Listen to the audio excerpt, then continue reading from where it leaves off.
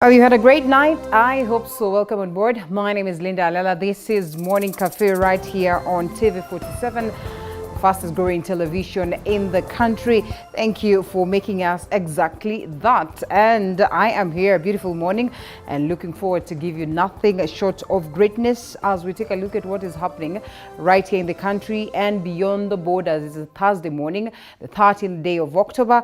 All set, all systems go. Karibu sana. Join me for this very, very important session that begins right away and goes all the way to 9:30 a.m. And being a Thursday, we are not going to hit the gym as such, but we'll also have to get into the world of nutrition and understand just how this connects to fitness and above everything, hypertension, and how it's important that you hit the gym, you get to have, your lifestyle in order, the foods that you eat in order, so that you avoid such occurrences. Most importantly, so much is happening in the country as to the reign of President William Ruto, and therefore, alongside members of parliament and members of county assemblies, we will be getting to decipher this, and also technocrats that have been at the heart of the Ruto's campaign and therefore could be having proper understanding as to the plans that he has for the nation. We talk matters graft. We take a look at the 30th parliament.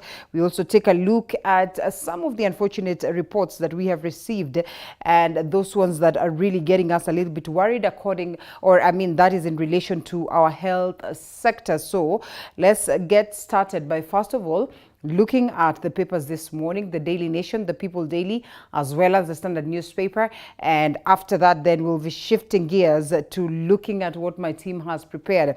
And the Daily Nation, the front page, we start off with a very, very important story that has been captured, and that is the main story of the day that we'll be deciphering on. And off the hook, a majority of people who had cases have had theirs withdrawn by the DPP, and questions are up here as to what informs his decisions.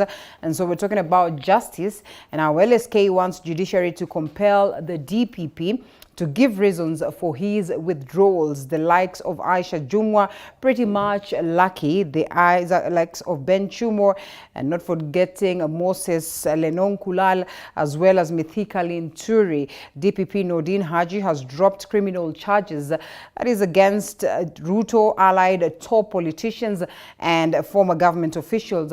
Some of whom are eyeing plum cabinet jobs and raising questions about the independence of this very office. This is captured on page 7, and therefore we'll be trying to decipher on this matter as we continue with the broadcast this morning. Gachagwa's good news for teachers on transfer policy. This also has been captured on the front page, expounded on the back page, and they speak of teachers who are transferred under the localization policy, then which took them away from their home areas, will be given an opportunity to apply for review of the same, and pledges Deputy President Rigathi Gachagua as he launches the competency-based curriculum review team that, as of course he says, they are not in the business of rooting out the competency-based curriculum, but to make sure that they strengthen this system of education so that moving forward we get right. And we have heard a majority of people weighing in on this matter. Some questioning why we had to incorporate this into our system and root out the 844 system instead of working hard to make it better.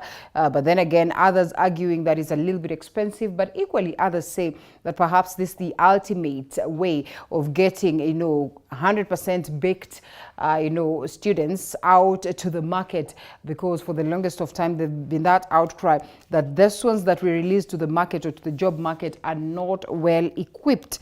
And to this story that I mentioned about the question of health, and this is as to Travis, who passed on because, I'm poor. This is what the mother says. And this is the agony and child's slow, painful death. We all have been privy to this information. Judith Muthoni breaks down every time she is asked about the events of Monday this week, when one of her 3 boys hit his youngest brother, Travis Minor, aged 2.5 years, with a fork jembe, which ended up family lodged in the head, leading to his death. This is a story captured on page 2, and it's quite heartbreaking. A story as to, of course, how it was handled at the Kenyatta National Hospital and the responses that we have received from the hospital itself. Fans remember Franco Luambulwanze, those ones who understand pretty much music, Congolese music.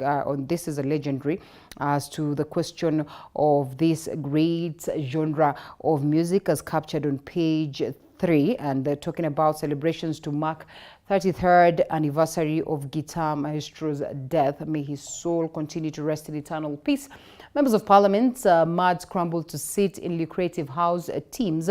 Almost about 200 members of Parliament, more than half of the 349 members' house, want to sit in the Budget and Transport Committee. This is a story captured on page 4. And we'll be looking at it as we continue to, of course, with this very broadcast. And also remember, we'll be having 2 members of Parliament that will be joining us this morning for very, very important conversations alongside these ones. And then we'll also get to understand just how important it is for them to get this house in order as soon as possible so that they can start transacting business. Court slams bricks on a Ruto plan that is to hire jobs that would have led to a bloated executive and halted on a day that the Public Service Commission called for applications. A story captured on page 12. Remember, it's about the cabinet vetting. It is also about the PS's vetting and whether to incorporate the CAS position. The Standard newspaper. And the Standard newspaper, I don't know whether we can get this from this very angle. And the Standard newspaper, recruitment of 116,000 teachers starts next week. This is according to the DP, a story captured on page 8. And we're talking about 1 billion livestock wiped out. That is at the level of the counties. And we also understand how difficult it's been, especially on the question of drought. And we've had the Deputy President also saying that they would speak to the Meat Commission and also the slaughterhouses that we have around for them to buy these cattle before then we get to see the ugly pictures of them getting to die because of a drought. And we also have freedom has come. Whether it is a freedom or it is a hassle, and of course retrogressive, process in terms of dealing with graft is a question of wait and see. At least 5 high-profile graft and criminal suspects are off the hook. That is after their cases were lined up for termination by the DPP, who literally handed the mostly Kenyan Kwanza allies, whose campaign slogan was "Freedom is coming," a major reprieve. This is captured on page 6 and 7. We'll be getting into the details of this. What is Raila's game plan? And of course, as he tours the city, this also is what the Standard is asking. This morning, we'll definitely be having that conversation. And we ask whether then it's system go for him as his director, the DPP of Public Prosecution. That is the Director of Public Prosecution, and that reprieve that he gives to those ones that are allies of the government. And we'll be looking at that as to the question of graft and just how instrumental it would be, as many are pushing him to give reasons as to that move. And we'll be having a competency-based curriculum to stay, but we will have it reviewed. This, according to Deputy President Rigathi Gachagua, as he inaugurated 42-member team that will review challenges that are facing the CBC. Those are the key stories captured this morning on the People Daily. And so allow us to briefly shift gears and take a look at this one that has been prepared by my team.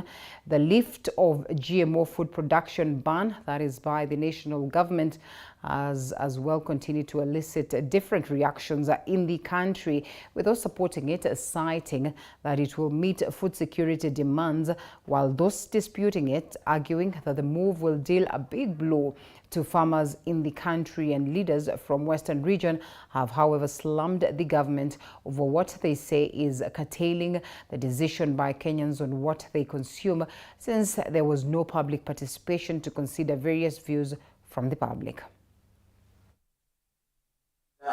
and the views of the public were not considered in the decision to lift the GMO ban, which essentially curtails the freedom of Kenyans to choose what they want to eat or not.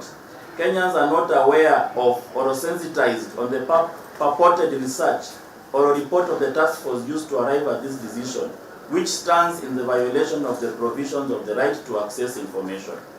Their statement doesn't end there. It goes further to address the subject of food security, noting as follows, and we quote: the existing GMO regulatory framework in Kenya fails to provide mechanism for redress in the event of possible harmful effects arising from consumption and use of GMOs. What was the rush to lift the ban on GMOs even before such basic safeguards are in place? Food security is not just the amount of food, but the quality and the safety of food.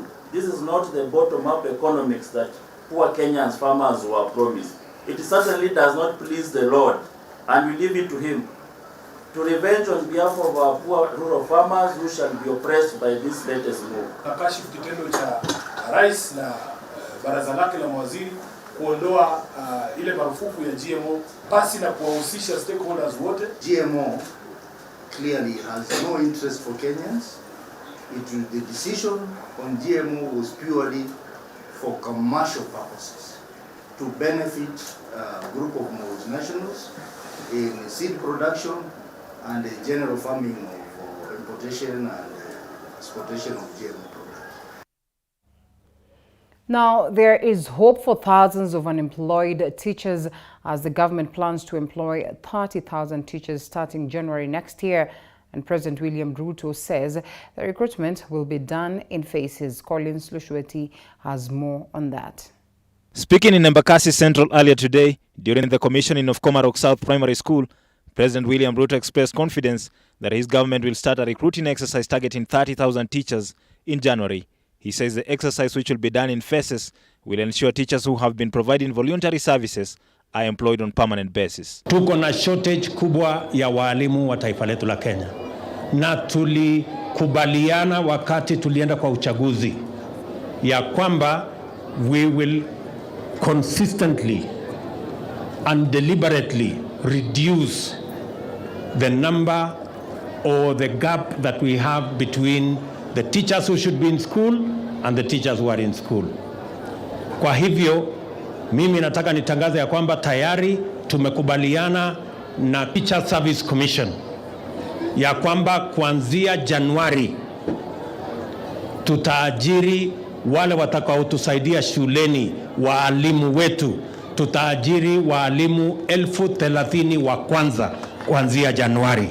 The president was accompanied by Deputy President Rigathi Gachagua, Nairobi Governor Johnson Sakaja, and outgoing Education Cabinet Secretary Professor George Magoha. The president later addressed residents of Umoja and Komarok, promising to end evictions and demolitions of houses. Hakuna tena mambo ya evictions katika Nairobi. Kama kutakuwa na maneno, ni maneno ya relocation ambayo itakuwa ni kwa utaratibu bila ya mwananchi kuvunjiwa nyumba. Uwezi kutoka nyumbani alafu unarudi jioni unakuta masufuria barabarani na blanketi sijui imekaa wapi. That one will not happen again. We want to make sure that we are an orderly, humane society.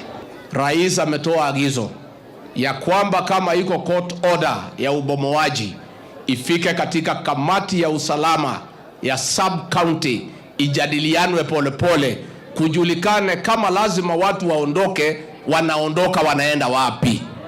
Number 2, hakuna watu watatolewa makao na njia ya kinyama na ya kikatili ambayo imekuwa ikifanyika hapo mbeleni. No Nairobian shall be demolished for, ni kama sio binadamu, Your Excellency. Hawa watu wako na haki kama Mkenya yoyote mwingine tajiri. Tafadhali Your Excellency, shikilia hapo, usiniachilie kwa hiyo maneno. Collins Lusweti, TV47, Nairobi. Now, a family from Bidii village in Kwanza constituency, Trans Nzoia County, is seeking support from the national government to have their daughter, who is a domestic worker in the Middle East, to travel back home following reports that she is being molested by the family of her employer. At the same time, the Kenya Association of Private Recruitment Agencies has defended itself as it calls on the government to ban travel to Middle East countries for those in search of greener pastures. Our reporter Boniface Baraza has the details. It is at Bidii area in Kwanza constituency, Trans Nzoia County, where the homestead of Betty Wanjala is located. Betty traveled to the Middle East in search of greener pasture in order to support her family. Watu wanaenda kwa uzuri mnadhani. The family says they had high hopes when their daughter secured the opportunity to work abroad, hoping to reap the benefits. But that did not come to pass as she landed in the hands of cruel employers. Watu wanaenda kwa uzuri mnadhani atakuja akiwa mzima, akiwa mzuri, atafika huko atume pesa tujiendeleze. Anafika kule hatuna. Ila tena anaomba msaada huku nyumbani, mali aliwacha hatuna. Tunawa na uchungu mwingi sana ndani ya moyo. Akafanya miezi 9. Wakati alifanya miezi 9 ikafika, akaambiwa hakuna pesa. Either utaenda Kenya ukiwa kwa jeneza, utaenda ukiwa mzima. A move by their daughter to change her employer was equally not beneficial as she landed in other hands of an inhuman employer. Akapata agent mwingine huko, huyo sasa sikumjua. Akampeleka, akamwambia nakupeleka kazi. Mtoto akaenda, akapelekwa mahali inaitwa sijui desert ni wapi. Mtoto akapelekwa hapa, akafanya miezi 4. Mtoto kufanya miezi 4 kuitisha mshahara, wakarepu yeye. The family is further devastated by revelations of their daughter that she has been sexually defiled by her current employer. They are now calling on the government to assist them in facilitating their daughter's travel back home. Wanasema ako na kidney zake zina shida na roho pia ina shida. So tunaambiwa wakati wowote tunaweza kumpoteza. Nilikuwa nataka serikali nisaidie mtoto arudi akiwa mzima. Nisitarajie kuzika mtoto. Elsewhere, the Kenya Association of Recruitment Agencies to Middle East countries have come out to defend the association as they urge the government not to ban Kenyans from traveling to Middle East countries in search of employment. So we want to humbly request our dear President to wake up, let the government agencies do their work. We have labor attaches in both Qatar, Saudi Arabia, and Gulf countries. My question is, what are they doing? Really bring light to the happenings that have been going on in regards to this industry of labor migration. So now, especially about the video that has been going around, we are very disappointed. We are very, very disappointed. And it has triggered so many statements from leaders here and there, from parliamentarians, which have also boiled up to some issues. Now we have girls in distress. Boniface Baraza, TV47.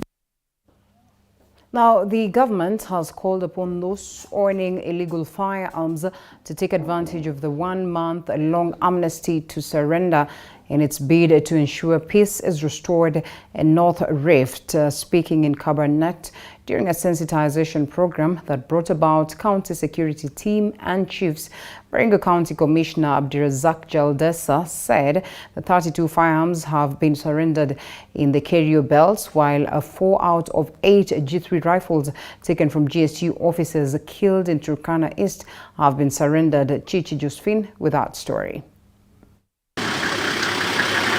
This comes in the wake of an intensified operation in Tiati after 11 people were killed, with operations ensuring all entry points have manned roadblocks with no food accepted in the area, which, according to the county commissioner, will continue until sustainable peace is achieved. Kwa muda ya sasa mwezi 4, silaha zaidi ya 35 firearms already zimerudishwa kupitia ihari. Hatujagusia yale ambao zimepatikana kwa enforcement officers ama through contact. In 2012, statistics showed that Kenya had over 500,000 illegal firearms. Rogers Bosira of the Kenyan National Focal Point on Light Weapons has urged those with illegal firearms to take advantage of a month-long period African Union amnesty to surrender guns for the sustainability of peace in the North Rift. It is our ample request that voluntary surrender is the best way to do the disarmament, because once you do the voluntary surrender, it means you have owned. You have reached that stage where you feel this one is not important, let us go ahead. The 12, which was done, and it was estimated that in Kenya, we were having illicit firearms between 500 and 600,000 firearms. The operation led to religious leaders and Pokot Council of Elders calling for an operation to be conducted in a human way so as not to affect innocent civilians in the area. Barabara hizi zimefungwa na askari, wamewekwa roadblocks. Hakuna chakula kinaingia Tiaty. Ina threaten schools to be closed kwa sababu hawana chakula. They are boarding schools, they are high schools, they are dispensaries and hospitals. Kwa hivyo imekuwa ni shida kwa kuhudumia wananchi ambao ni innocent. The elders noted that the roadblocks in the area, which have halted food supply, could lead to closure of schools due to hunger. Hii sasa imeaffect hata walimu hawapati chakula. Mpaka sasa watoto, madaktari na watu wote, hata wafanyabiashara, watu wameumia. On his part, the commissioner noted that a special pass will be issued to school buses faring full to ensure students do not suffer, but cautioned them that things will no longer be usual until sanity is achieved in the region. Chichi Josephine, TV 47. And contractors who are owed billions by county governments will have to wait longer to receive their payments, according to the Council of Governors. And according to the governors, despite the constitution directing incoming governors to settle pending bills fast, counties had urgent needs to settle, like wages and health budgets. Our reporter Willie Dennis with that report. Governors have expressed their concern over the soaring wage bill in nearly all the counties, which had been caused by an influx of ghost workers employed by former governors. Rais wetu William Ruto alituhakikishia kwamba ata support devolution vilivyo. Na katika ile speech yake ya kwanza alisema atatuongezea fedha na pia function zetu zile ambazo ziko kwa national hazijakuja kwa county pia hata zifanya ziwe transferred. Kama wakati huu amesema kuna county zingine ambao wamepata hela kufikia mwezi wa 8 lakini nyingi hazijapata. Kwa hivyo hii inakwamisha masuala haya. This emerged on Wednesday during the ongoing retreat for governors and their deputies at the Great Rift Valley Lodge in Naivasha. Bills ziko katika kila county, lakini tunafanya juhudi kwanza kujua ni zipi ndizo zilikuwa za halali ambazo zilikuja kwa njia halali na kazi iliyofanyika. Tumekuwa na tetesi especially kama pending bill mahali ambapo unapata project imefanywa lakini makaratasi hayapo. So swali hapa ni kwamba tunazungumza na Auditor General kwa sababu wao ndio watakuja kukagua matumizi ya pesa. Nadhani tutakuwa wakati tutamaliza retreat hii tutakubaliana kwamba kama kazi imefanyika na documents aziko sawa, unafanya nini kama serikali za county. Council of Governors Chairperson Anne Waiguru confirmed that the issue of pending bills had dominated the workshop against delays by the Treasury to release revenue allocations. If you tell me that a pending bill needs to be paid, that's not sufficient. But for us to be able to interrogate those pending bills, what if I dispute? Because like Kirinyaga County disputed the original pending bills list. It was close to $1 billion. We came down to 700, we still disputed up to 500. Delays in disbursement of funds from the national government to the counties remains an elephant in the room that they say has adversely affected their optimum performances. Kuna magavana wengine ambao walikuwa tukielekea wakati wa siasa walikimbia sana kulipa hata pesa kwa wanakandarasi kupita kiwango cha vile mradi ulikuwa umefikia. Kwa hivyo ndio unaona magavana wengi ambao tumeingia, tunajaribu kufanya ile tunaita audit, project audit, tuweze kujua kazi ambayo imetendwa na ile pesa ambayo imelipa zinalingana ama hazilingani. Lakini tutaendeleza miradi ile tuweze kumaliza, lakini pia tutauliza maswali kwa nini, kwa mfano pesa imelipwa zaidi ya ile kazi imelipa. Kwa mfano umelipa 80% na huku mradi uko katika 60%. Addressing the press at the sideline of the meeting, the governors exuded confidence that Kenya Kwanza government will revive revenue allocations as promised by the president. Tukiendelea na uhusiano ambao tuko nao na serikali ambao ni wa kuongea wa negotiation, counties zitapata pesa zile zilizo zetu, kwa sababu pesa zimekaa kwa national government, ndio kwa sababu hatuna ile percentage. Reporting for TV47 from Naivasha in Nakuru County, Amwili Dennis Njiru. Now, the ravaging drought in the country has now put to risk more than 4 million Kenyans in 23 counties due to lack of food. The drought has not only dealt a big blow to Kenyans, but also to their livestock, leaving pastoralist communities with a big blow and a big loss due to their death.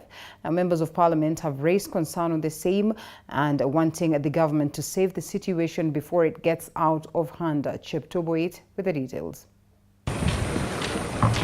Even before the country recuperates completely from the COVID-19 pandemic, which dealt a big blow to many business operations, Kenya yet again has to deal with the ravaging drought, which has put 23 counties and 4 million Kenyans to starvation.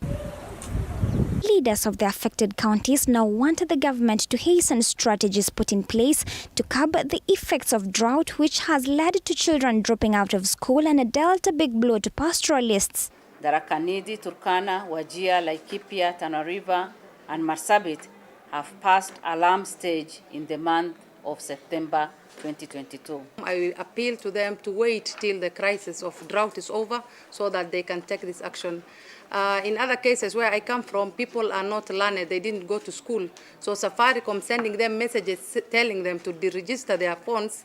They don't even see those messages, they cannot read those messages, and they don't even know if Safaricom is doing such an action on 15th this month. So I will appeal to Safaricom to send people to the ground. Meru community hatunja kupata njaa yoyote, kwa sababu Meru kuna mahindi, kuna maharawe, kuna kila kitu. Lakini tuko na miaka miwili, 2 years, mvua haijawahi kunyesha.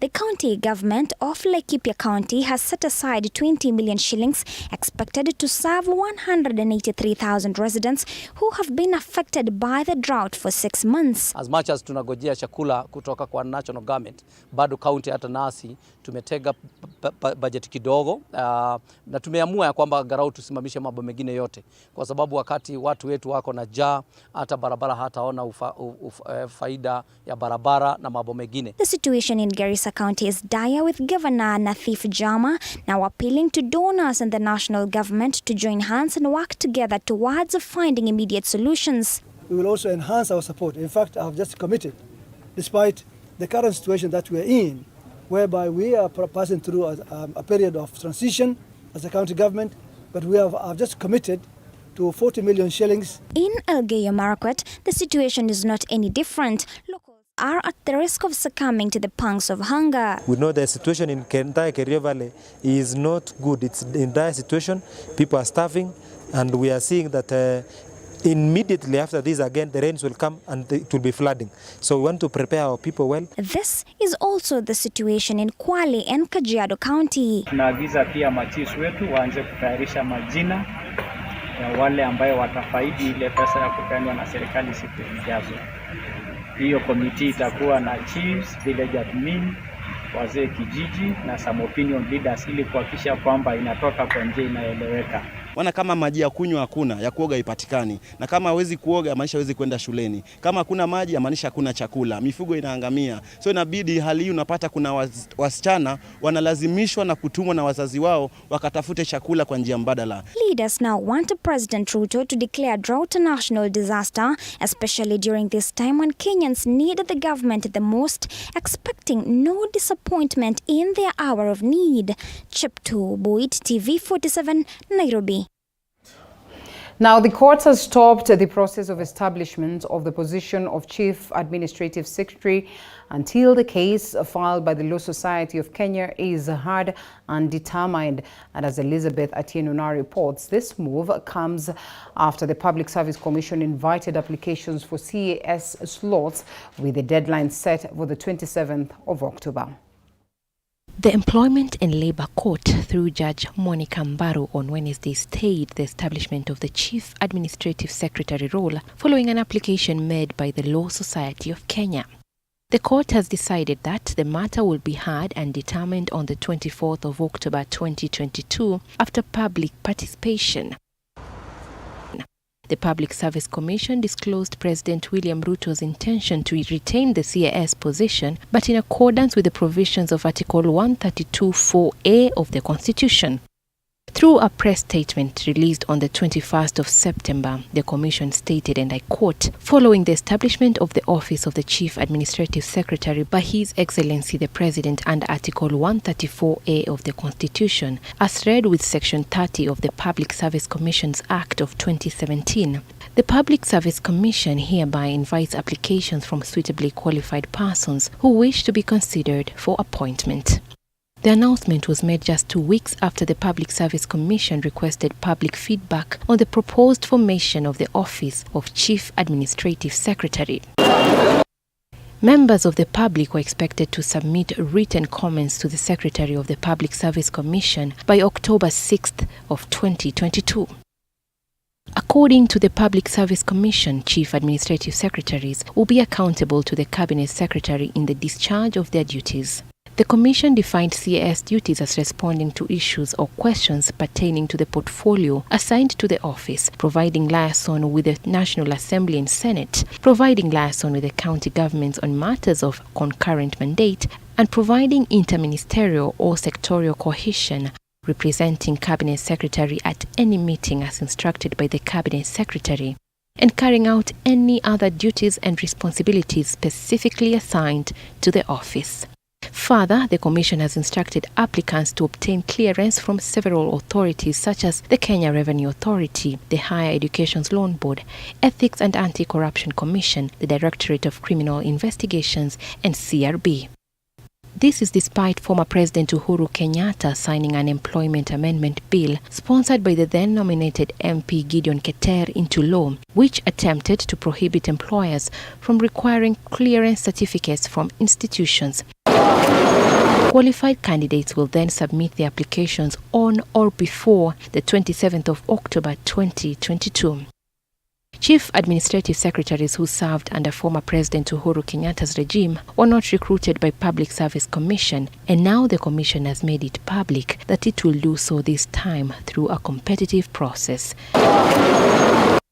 The position of Chief Administrative Secretary was initially created by President Uhuru Kenyatta in 2018. However, in April 2021, the High Court declared the appointment of the 29 Chief Administrative Secretaries as unconstitutional due to, among other things, lack of public participation. The High Court order was then suspended by Justice Anthony Mrima, saying it would disrupt the normal operations of the ministries during the coronavirus pandemic. Elizabeth Atieno, TV 47. President William Ruto now has 7 days to appoint the next director of the Kiambu-based Directorate of Criminal Investigation after the National Police Service Commission concluded interviewing 10 candidates shortlisted for the top sleuth job after the sudden exit of George Kinoti. Now, Moige Williams set camp at the Kenya School of Government Tuesday when the interviews were being conducted and filed this very report.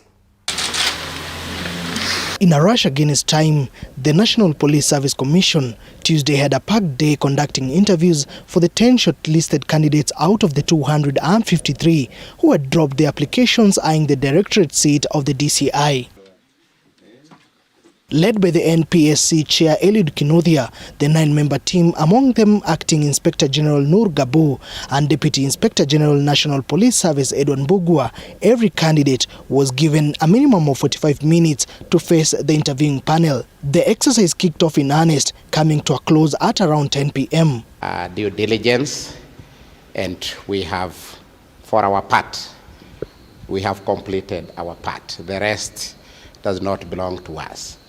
I think that is what is important to say, that the exercise that engaged us here from morning to this time, we have completed. Kinothia, who chairs the National Police Service Employer Commission, stated the commission will now forward 3 names to President William Ruto after having a closed-door session with all the candidates, though remaining tight-lipped to reveal the names to members of the media. I think, as I have said, let me not dwell much on that. I have an appointing authority to present a report to, so don't push me beyond that.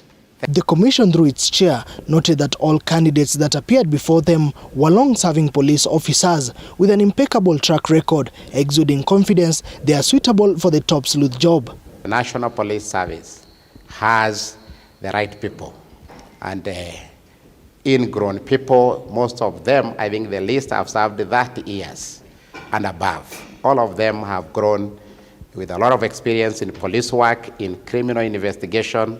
So we have very quality people, and this time I can see police have reached a level where they have raised from their team professionals who can take over different leadership responsibilities. Among those who faced the commission was Mohamed Amin, currently serving as the Director Internal Affairs Unit, sharing his aspirations if appointed to be the next Director of DCI. Well, mine is basically to give strategic direction to the Directorate and how I should see how I can operationalize the political manifesto of our Kenya Kwanza government. George Kinoti had served as the DCI Director for 4 years before resigning in a letter to President William Ruto. After the National Police Service Commission completing interview exercise, it will forward 3 names to President William Ruto, whereby he will appoint the next Director of the Directorate of Criminal Investigations, DCI. Mwege William, TV47, Nairobi. Members of Parliament have raised questions on the move by the Office of Director of Public Prosecutions to drop cases on graft facing some of the key allies of the Kenya Kwanza government and who are likely to take up senior government jobs. And according to our parliamentary reporter Elizabeth Mutuku, some members of Parliament have hinted on probing the matter as soon as the House committees are formed. One of the cases that has been dropped is the case against former Kenya Power and Lighting Company MD Ben Chumo, who had been charged in the year 2018, alongside 10 others, had been charged with failure to comply with procurement laws in the purchase of transformers worth 400 million shillings. The others include former KPLC boss Kentarus, Beatrice Meso, KP Mungai, Joshua Mutua, Abubakar Swale, Samuel Ndirangu, Stanley Mutwiri, Peter Musigi, Ben Murithi and John Omboi. In March this year, the charges against Mua Company and its directors James Njenga Mungai and his wife Grace Wanchira and their son John Mungai were dropped. There have been careers broken along the way, opportunities lost along the way. I was even luckier a bit because I had retired. Some of my co-accused were young professionals who were on top of their careers, but those careers have been cut short. Charges against cabinet nominee in the Ministry of Public Service and Gender in the 19 million graft cases were also dropped. Juma is accused of embezzlement of CDF funds during her tenure as Malindi MP. Na hata kuharibu mambo zile zinaondolewa ni za wale watu wanakaa kama wanataka kupewa kazi na serikali. Kwa hivyo hata ingawa anafanya kazi yake, yule muda anafanya haya mambo na wale wahusika wakuu katika hizi case ndio itaweza kutatanisha Wakenya waanze kujiuliza sinafanywa kisiasa ama ni kisheria. Therefore, we need to be told the truth. The DPP needs also to be sued by those people whom he sued and is now dropping the cases. We also need to know, were the cases castigated by political interests? Were they being prosecuted because of political stand? In yet another alarming move, the DPP applied to withdraw a 80 million corruption case against former Samburu Governor Moses Leonard Glal, an application which was declined by trial magistrate Thomas Nzioki, saying the prosecution should give valid reasons behind the move. I'm told Aisha Jemwa's case on corruption has been dropped, and the speed with which they're being dropped. These guys don't even, there's no even shame in pretending. They could have been dropped gradually. I think the one for Aisha Juma has been dropped to allow her go through the vetting process, which is very unfortunate. You drop it. So we are asking the DPP, what exactly is changing? Or is it the freedom that we were promised that is finally coming? Because it is really something that we need to check. The former county boss had been barred from accessing office prior to the end of his term in the county. The move by DPP has raised debate among leaders, now members of parliament, hinting of summoning DPP Nordin Haji before the relevant committee once formed to shed light on the matter. Probably once we settle in the House and the committees have been formed, we need to find a way to bring in a question to the particular institution so that they can come to Parliament and respond to those incidences. And I think that will form the basis of us to provide oversight and tell these people, we are still watching you. Weaponization on war against graft was a serious topic during the Kenya Kwanza campaigns. Now, the move by DPP raising questions on the seriousness of the office and Kenya Kwanza government in fighting corruption. Elizabeth Mutuku, TV47 Palm Biddings, Nairobi. See, I have already been accused of bringing a team that is not balanced. And I thought that after the election, by Honorable Makali Mulu here, but I thought after the election, we become Kenyans. We are one. And we are one. The issues we are discussing are as Kenyan as possible. Exactly. And we are not here to discuss political parties. Yes. People have their agenda. We always keep on pushing their agenda forward, you know. Yeah, but you know we have a very good government agenda, so we have push it forward. Yeah. All right, so gentlemen, thank you so much for creating time to be with us this morning, and we're looking forward to a great discussion, objective enough to make sure that at least we have answers for the people of Kenya. And yes, allow me to introduce the gentleman that we have on set already. It is all systems go. We take a look at the 13th Parliament. We take a look at the question of how we deal with graft right here in the country. We take a look at the position of the Right Honorable Raila Odinga and just what is his way forward. Even as we look at some of the nominees that have been presented, or their names have been presented, others applied for positions of PSs, and now we're looking forward to see the voting processes that are those ones that are ongoing for PSs as well. They will run to next week, and we are expecting also that one for CSs to begin. Sorry, it's for CS. Yes, you know, you can get a confusion between CAS and CSs, yeah? And so we are also looking forward to that as we also get to see what will be the fate of CASs. And so this gentleman that we have on set, Honorable Makali Mulu, Member of Parliament, Kitui Central, is seated right next to me. And after him is Honorable Kiruga Dhuku, Member of County Assembly, Chinga Ward. Mheshimiwa, thank you so much for creating time. Honorable Kasim Sawa Tandaza, Member of Parliament of Matuga, and governance expert, Reverend Dennis Nthumbi, who's also been at the heart of activities of politics in the country. And therefore, it is very, very important that we get to this conversation, and of course, as sober as possible as a people of Kenya. You know, this is technically what everybody is asking. Those ones that were at the heart of, you know, campaigns for different particular parties. And we all know the party that carried the day. And so what are we waiting for you? What do you mean by you know what I mean. No, I'm trying to understand. I mean, what position are we eyeing? Because I'm told, you know, these are people who reward loyalists and are people who do not forget their friends. So we'd expect CES, if not CAS, if not PS. Which one? The most important thing right now is to allow His Excellency to work and form government, is not to belabor him on positions. We wanted this government to come into place to serve Kenyans. That one is ongoing. It takes time for government to form and take shape and basically establish its bodies.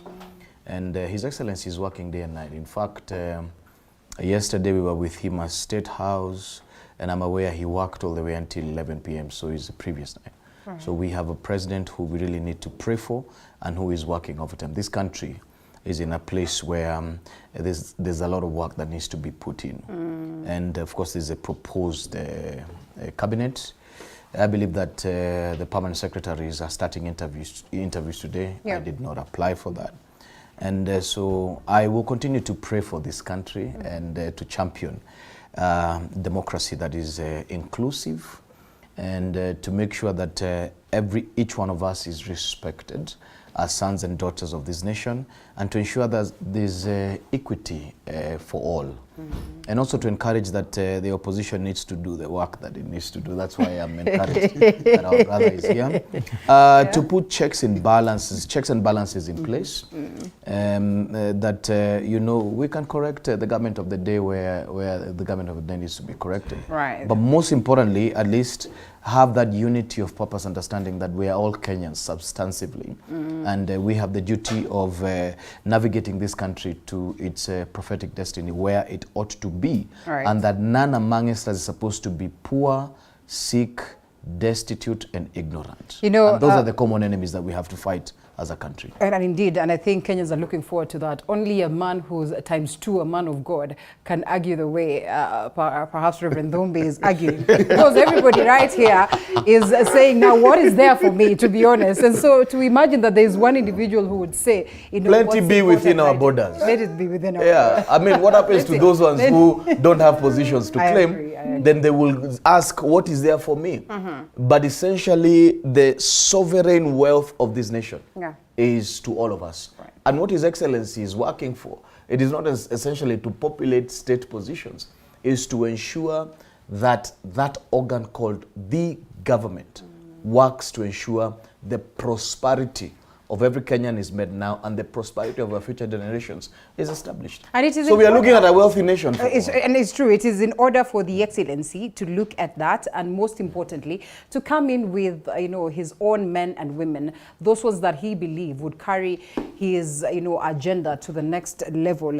But it will be hard for us to argue that way, especially when we wake up in the morning, and on top of the list of PSs that was there originally, we have about 100 and something topped up. It will be hard for us to argue that way when we have seen the struggles that have been at the level of Parliament in terms of getting to establish who's the majority and minority, and the excitement that comes along with, you know, the picking of Kenya Kwanza and the disgruntlement that we witness on this other side of Azimio. Pretty much hard when we have seen the conversation of who's going to chair the Council of Governors, and, you know, Kenya Kwanza carries the day, and the excitement that comes along with that, and the president visits Parliament, and, you know, it is looked at as though he is coming to coerce the activities down there. How can you confidently say that really it is about the stability of the nation and not about, well, that alignment of the party? Honorable Kasim Sawa. Thank you, Linda. You see, one, we are in one country called Kenya, where everybody is allowed to discuss, talk, mingle, sit with anyone. Associate. And that is a right given by first God, because He put us, all of us, together here. Nobody chose to be next to Mkamba or Mdigo or whoever. And again, the Constitution followed that that is the right way to go. So the elections came, passed. Fortunately, they came and passed as I had predicted on this same forum long way before, and it has come to pass. And the next stage now, which seems to be developing, is about how we go forward in terms of the government and the opposition. I can also see from onset that we might not be having a strong opposition the way we want as Kenya Kwanza. Because our position as Kenya Kwanza is to have a strong opposition in Parliament, to offer the necessary checks and balances. But so far, those who are in opposition are mguu hapa, mguu pale. It's like, yeah. Are they not being coerced to join? No, they're not being coerced. No, there's a stampede. Yeah, there's, okay, I think it's putting it more boldly. There's a stampede to join the government now. Even, you see, like the other day when we were bring in the committees, the other week when the opposition were more or less like complaining about why we've not been given the majorities, knowing very well that they are not. So that ended there. And then now it came the issue of the committees, and they took up their roles very fast as the leader of minority, and they were asking where were our officers. The time is up. I hope you're listening. Because this one, you see, a shots fired to you directly. Yeah, no, it's not a shot. That's the reality. That's the reality on the ground. And then you are looking at also their principles outside there. We are also looking at the principles outside there. And I think time will prove me right that sooner or later, Dr. Kalonzo Musyoka is like looking for which position to get. Certainly not a PS position. He can't apply for that. It's too small. CIS he can't. But he's looking at where can it be placed. Last time he was an envoy to... Yes, I mean, yes, it was about. I think he has he could be having unfinished business. I don't think he completed that assignment. And he could now. He was busy politicking. I'll allow Honorable Makali Mulu to respond last. After. I don't think he finished that assignment.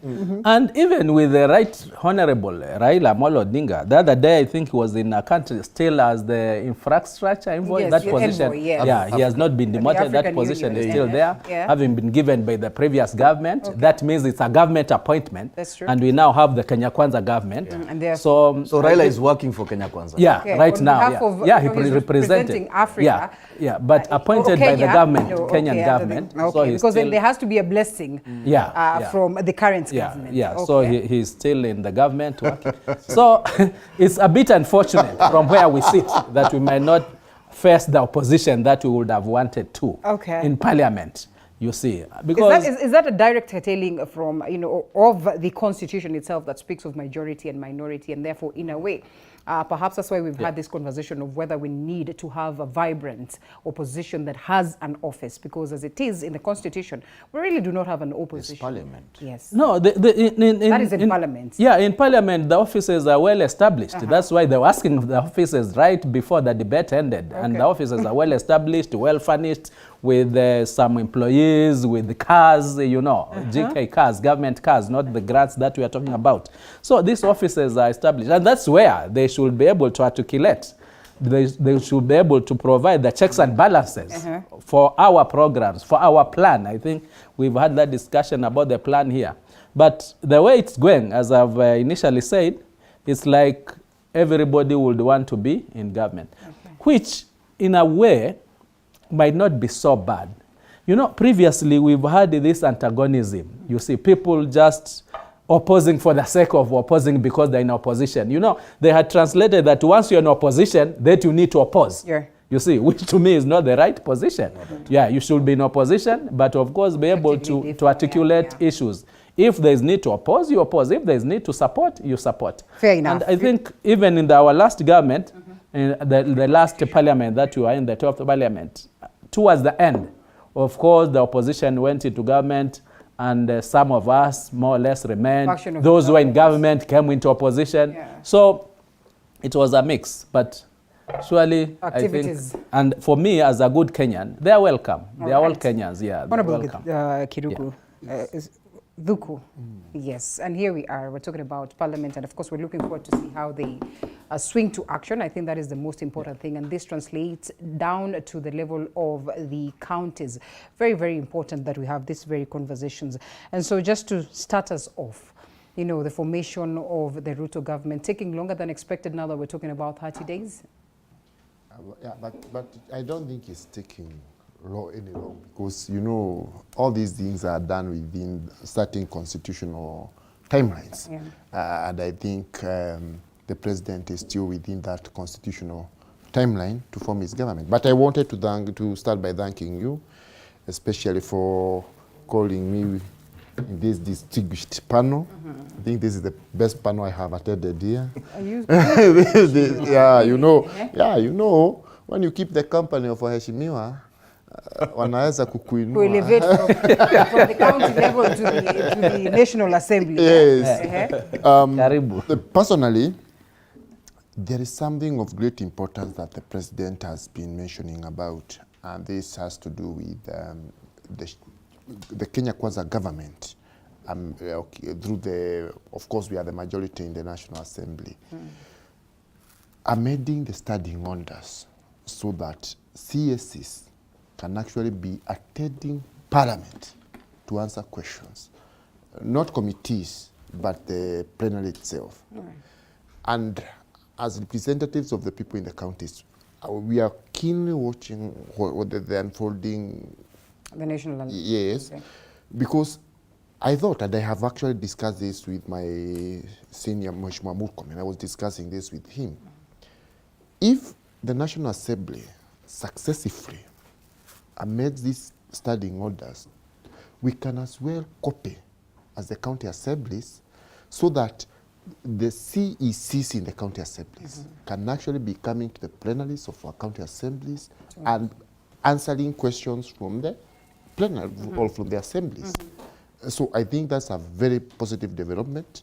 It will spur growth and development. Of what importance will that be at the level of the county? And we understand that this yes, because in fact, you know, devolution is the engine of development in this country. So, for example, if there are no drugs in the county, I think the best place would be for the CECs there. The MCAs are questioning that. The CEC makes promises, and that CEC knows they will be back to that assembly to explain. Does it disturb you that the devolution ministry was scrapped off? No, it doesn't, because you see it has been taken care of within the government structures. And of course, you know, the deputy president is in charge. He's known to be and you see, in fact, I think it elevates devolution because it has been taken of, you know, it's part of the governance system. Well, those ones that were at it would tell you that they felt like it wasn't the right thing to do, but we'll come back to that. We have about 2 minutes to go for a short break, and not before we hear what it is Honorable Makalimulu has to say, you know, in reaction to what it is the gentlemen that, you know, are here today are speaking of. You know, Linda, I don't know that 2 minutes would be enough. We'll come back to you. We'll come back to you. We'll come back to you. Thanking you for hosting us with my friends. These are my friends, by the way. And I like what Reverend Dennis is saying. You know, Linda, anytime you make a government, everybody has expectations. And it's good that we have a man of God in our midst.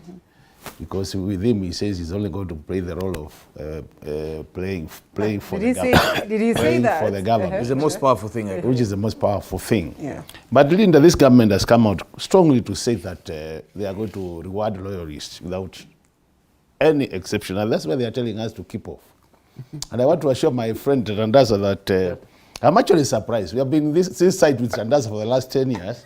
He has only been in government for 1 month. And now he's... And he has been there for 10 years. But anyway. I think we need to get worried if this is how they're going to behave, yeah? But I understand. But Linda, what I want to say is I want to meet with my colleagues. That, actually, personally, I don't miss anything out the other side. And you've been out I'm lucky that long enough. I'm lucky that nobody has approached me to go to the other side. They know my stand. But what I want to say is this: what is really I want to urge our colleagues to do is that we have accepted defeat, Linda. It's very bad to continue boxing us when we are already down. We are already down there. I can see Tandaza is out to kill us. We have accepted defeat. Don't punch a man when he's down. So the thing is, Linda, I want to assure you, our side has what it takes, both in terms of competencies, in terms of experiences, in terms of academic qualifications, to check this government to the required expectations of Kenyans. And I want to assure you, we have already said it. They're actually asking for what we are giving them. We'll give them strong opposition. The so-called, although we don't have really opposition, but we give them strong opposition in the house. You're promising. What we'll do is, I've said many times, when you come, we all go to the house. Those who are in the assemblies, my friend Dhukui and Tandasa, in the house we don't have opposition and government. In the house we have members of the National Assembly and members of the county assemblies. And all of us, the Constitution requires of us that we oversight the government of the day. So that role of oversighting the government doesn't belong to the minority or the majority. It belongs to all members of parliament. But so far, do you think... But us who are in the minority are expected to be in the front line in terms of championing that those checks and balances are actually in place. So what I'm saying is, I can assure you, and this is not a secret. Even when we are seated there and you look at their side and our side, assess the experience, assess the brains, you see where the brains are. So let's take a short break and then come back to that. Let's take a short break and then come back to that.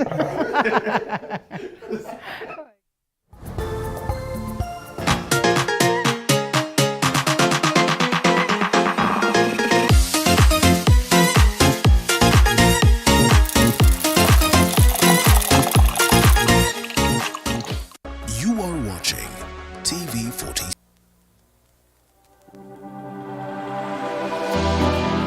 How well do you know what's happening around you? Morning Cafe with heated political debates. Baraza la Siasa. Hiyo kitu azungumzie, angalie hali ya maisha ya watu. Informative health discussions. Business, farming. Tasty Wednesday. Fitness Thursday, and Feel Good Friday with amazing DJs, celebs, waimbaji, kuna comedians, alafu kuna wajinga, and music bands every Monday to Friday from 6 a.m. to 9 a.m.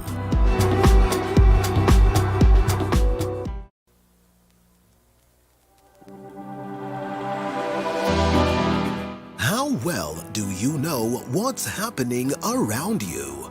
Morning Cafe with heated political debates.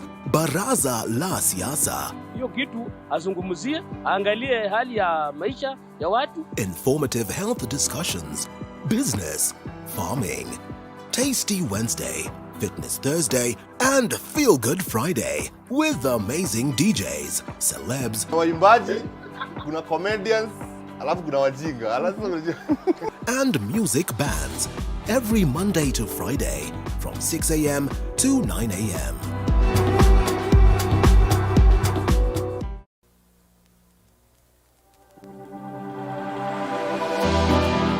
How well do you know what's happening around you?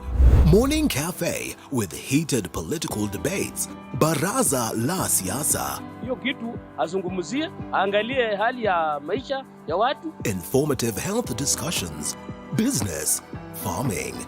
Tasty Wednesday, Fitness Thursday, and Feel Good Friday with amazing DJs, celebs, waimbaji, kuna comedians. If really the brains were at work, why then did you lose the election? You know, Linda, they didn't have any.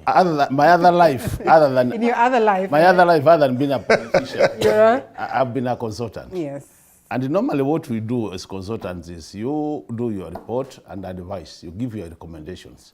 Whether your recommendation will be taken on board or implemented, that depends on the person who has been advised. Are you telling us that those ones that are your bosses did not I can tell you for sure that from where I sit, Tandaza is asking for what they will get. For you to do effective, is that a threat? You require brains, not numbers. You only require numbers when it comes to voting. And these guys are very good at it. You saw they took our win. We were the majority. They took it just that way. And we have accepted. We will continue accepting, I'm telling you. You know, Dennis will agree with me that we say those who are very weak and not able to do anything, God is there for them. So our God, I'm sure, will be very faithful. At the right time, He will come to our side. But I'm telling you, in terms of people joining the government, I think the leader, the Kenya Kwanza leader, Honorable Ruto, who is our president, has come out strongly to say that he doesn't want any handshakes. So when our colleagues are talking about people joining that side, I don't know joining as what, because the leader of that side has already said he's not going to entertain any handshakes. The deputy leader of that side has said those who have come late should just wait. The first line of people who will benefit is those who are loyal, like Dennis, like Tandasa, like Zokoia. So what is there for me to cross that side?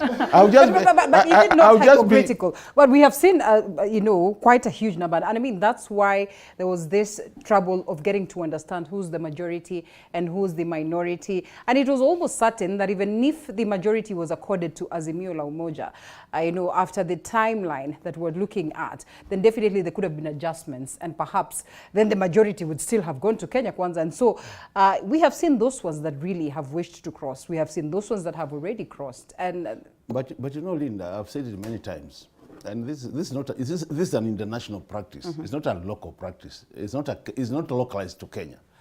Anytime government is formed, it's always the work of the executive to weaken the legislature and the judiciary. It's their work because they want to rule with minimal challenges.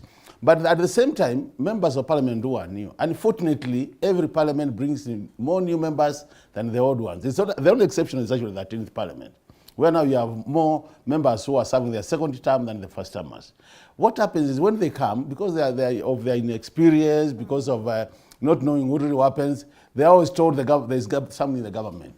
Tandasa, he has been elected now twice. Yeah. He has never been the government. He's now testing the government for the first time. And I can tell you for sure, he's now more likely to lose when he goes back to the election, now that he has joined the government. Is it? Yeah, because when he was out here, he could say anything he wants, he could do anything. But right now you think Tandasa will not... His mouth is not shut. He can't talk. There are things he can't say, like what I'm saying. But somehow towards the last minutes of last year, what I'm telling you. Or the previous government, he was part and parcel. It was like he was part and parcel. He wasn't. He wasn't. I This mean, one needs to be on my side. BBI, Always. they were talking... Linda, we are with you. This guy is always on my side. Now you can't say things he used to say. Reverend, let's come back to you. Okay, thank you. Our biggest worry would be just how this parliament will behave. First of all, on the quality of debates. That would be very, very instrumental. Second of all, on how they conduct the businesses of the House. And right now, we have seen how much they are flexing their muscles, especially in the question of the committees, which is normal. Some of them actually are being accorded, or at least have been proposed to head starting committees, and they say, no, this is a little bit too much for our region, or this is pretty much, less for our region. We would need more. And that should be in Nyeri, where the Deputy President hails from. Just what goes into this? And can we trust these members of parliament to really deliver in terms of the quality of debate, in terms of articulating the matters of the people of Kenya, the 3 core mandate that has been put to their office as to the constitution? Yeah, thank you, Linda. I think it's imperative for us to be careful about purporting or seconding a narrative of that only the executive establishes government. Our constitution imagines a tripartite association, and that's the executive, the legislature, and the judiciary. And the concept of checks and balances was to modify separation of powers, or what we call the doctrine of separation of powers. Yeah. So I want to tell Mheshimiwa that he is government, because parliament is government, so is judiciary. So the imagination that when you're crossing over as a parliamentarian from one coalition to another, you exit opposition and get into government is untrue. Is untrue. Okay. Every parliamentarian is government. It's an arm of government. So Mheshimiwa here is government.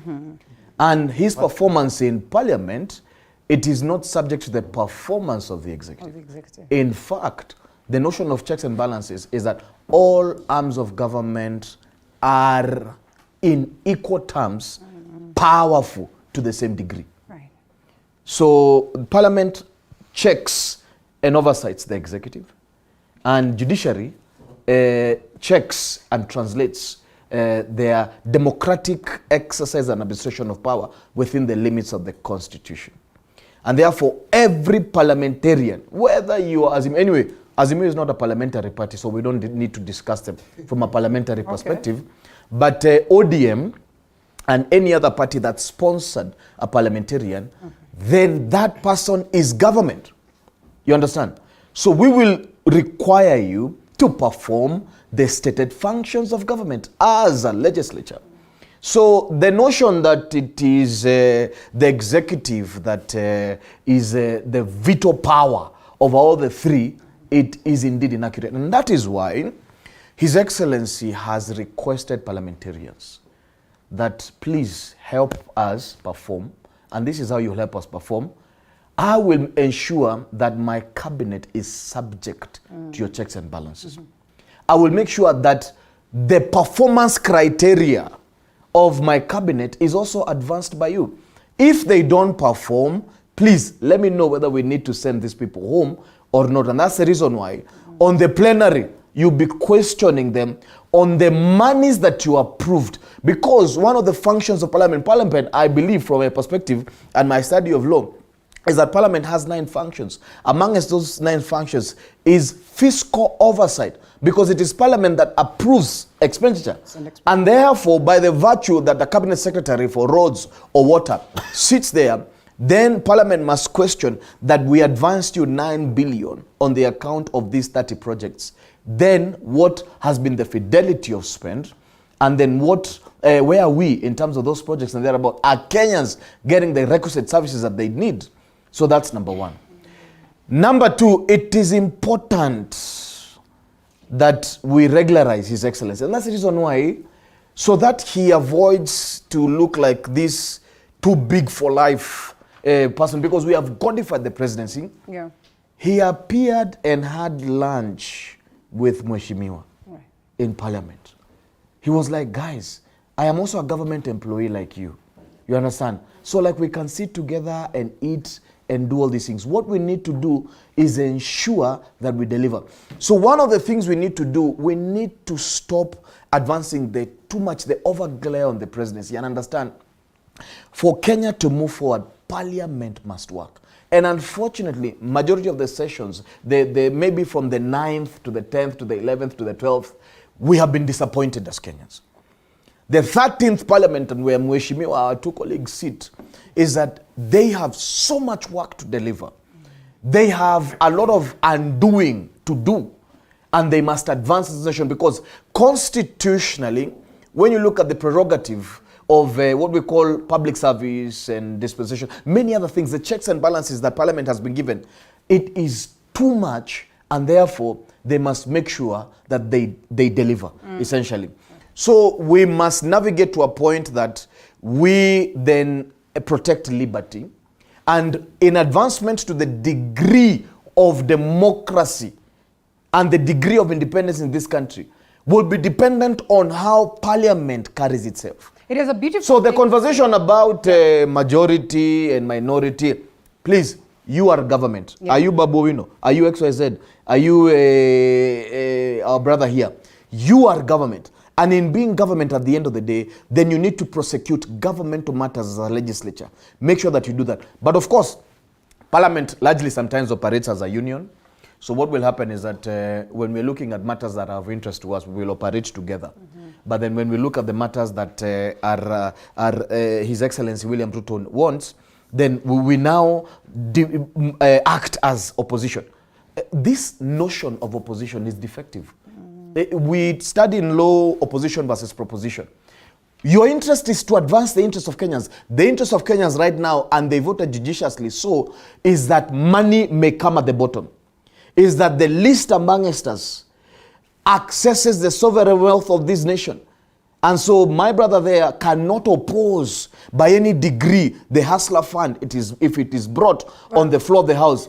My brother there, he cannot be opposition when Kenyans want to receive money, but when he wants to receive his salary, then he's not opposition. So what we are saying is that the interest of Kenyans must be succeeded by this Parliament, because the Parliament is government, and we voted to format a government that is hustler-centric. Utopia. And a beautiful thing to say. It is well enshrined in the Constitution. We all hope that there is nothing like that. Be the case. But is it going to be the case, Honorable? I mean, by now you should be able to gauge and tell us whether then the side of Honorable Makali Mulu would be opposing objectively. By now you should be able to gauge, and I know you have watched the executive, though not formed in totality.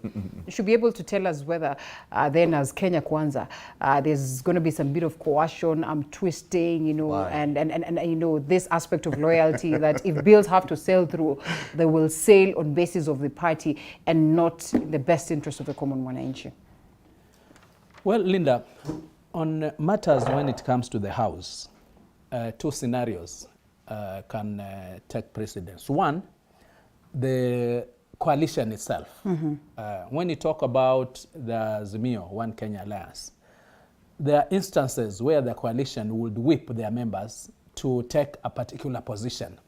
And this sometimes it's unfortunate from the individual member you could be put in a position where you are whipped to support or oppose, to stand on a particular point which is against you and your constituents. And your people. And your people, you see. So that is one scenario. Can I see that happen on the Azimio One Kenya Alliance right now? No, as I had initially stated, because the gurus, the tops on that coalition are also angling to see what they can get from the Kenya Kwanza government. So I might not see a lot of that. But again, there is the individual member on the floor of the House. There are some members who, on their own, believe that they would want to mirror what he thinks his boss wants, you see. I've seen members, even in the last parliament, where somebody will speak, is like he's speaking on behalf of his boss. Could it be Raila or the former president Uhuru that time? Irrespective of whether that point is really beneficial to him and his people. But it could turn out to be beneficial to him because there are some areas where if you appear to say anything against the kingpin of that area, then you are out, you see. So that way then it has to be beneficial. And that is why probably my colleague here, Makali, might not be able to move out of Wiper in Eastern. Me, I'm from Coast, but on ANC. Okay. You see, so my position, if I'm to argue it out, it's a little bit different. But my colleague here has to be in Wiper because it's from this region. And there's a kingpin. That shouldn't be his mistake. Out of that, you know? That generally is where we are as a nation. And I mean, perhaps that's why we keep talking about this question of region and tribe. Yeah, but you see, to me, I don't think that is the best position that we should be in. You know, there is what we have and what we want. That should meet. Honorable Kasim Sawatandaza, and we have had you on this set, where we're trying to discuss about the coastal unity and how much the coast region leaders came on board to speak of how they'd want to form a party. And you can remember the excitement that was there when PAR was formed. It's just that perhaps it did not get to the levels that you as the people of the coastal region would have expected. And you had also told me that in the event there's one formidable party that speaks to the issues of the people of the coastal region, you would definitely not hesitate joining. And so, don't you think it would be a little bit unfair for you to point a finger at Honorable Makali Munde? Remember, it's a game of interest at the end of the day. I don't think you got it me right at that time. And I talked of one thing, that we certainly need a leader from the region. You see, and you know, I'm talking about a region. I'm not talking about a tribe. I'm not talking about a particular ethnic composition, about a region. It is a region. Because every region has its own unique problems and its own unique potentials. We have always assumed that Northeastern does not offer much, but when you look at its diversity, its resources in terms of livestock, this is a whole industry which can be a great benefit to this country.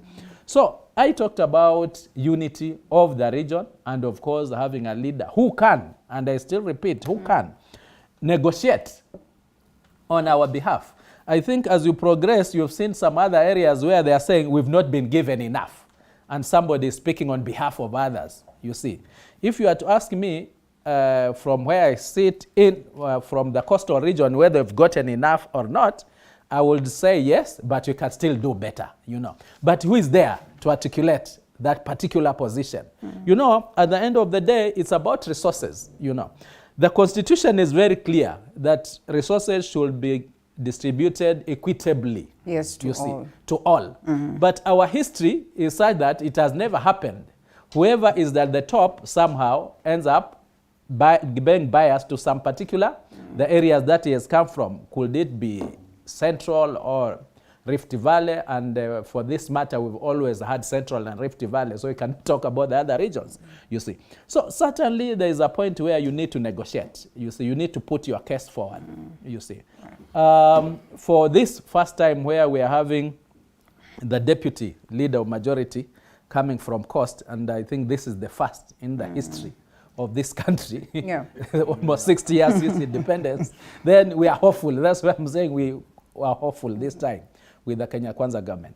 But for sure, there will be no need of anybody being coaxed. Remember, when you are elected to the House, you are elected by your people, and the people have faith in you. It's like they have you, okay, you could be 10, 9, whatever, but they're saying this is the best amongst the 9. Yeah. You see, this is the person who is going to represent. So essentially, you should be able to articulate issues on the floor of the House based on your conviction and the region, your people that took you to that August House, because one of the role is representation. Representation, you are representing your people, basically.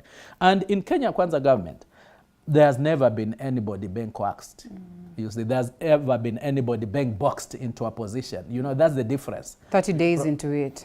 Yeah, 30 days into it. 30 days. But you know, Kenya Kwanza government was not formed on the 9th of August. Okay, well, that's we had sure. Kenya Kwanza long before, way before. And, I think for over 8 months, I used to share this same podium when I was in Kenya Kwanza. And as I said, all my predictions have come to pass, you know. So that is the position that we have. Okay. Those who are angling to be in the government are angling on their own. And I think it has reached that point where I'm saying, please, can you just hold on your horses? Give us some bit of time, even when, but it's too soon.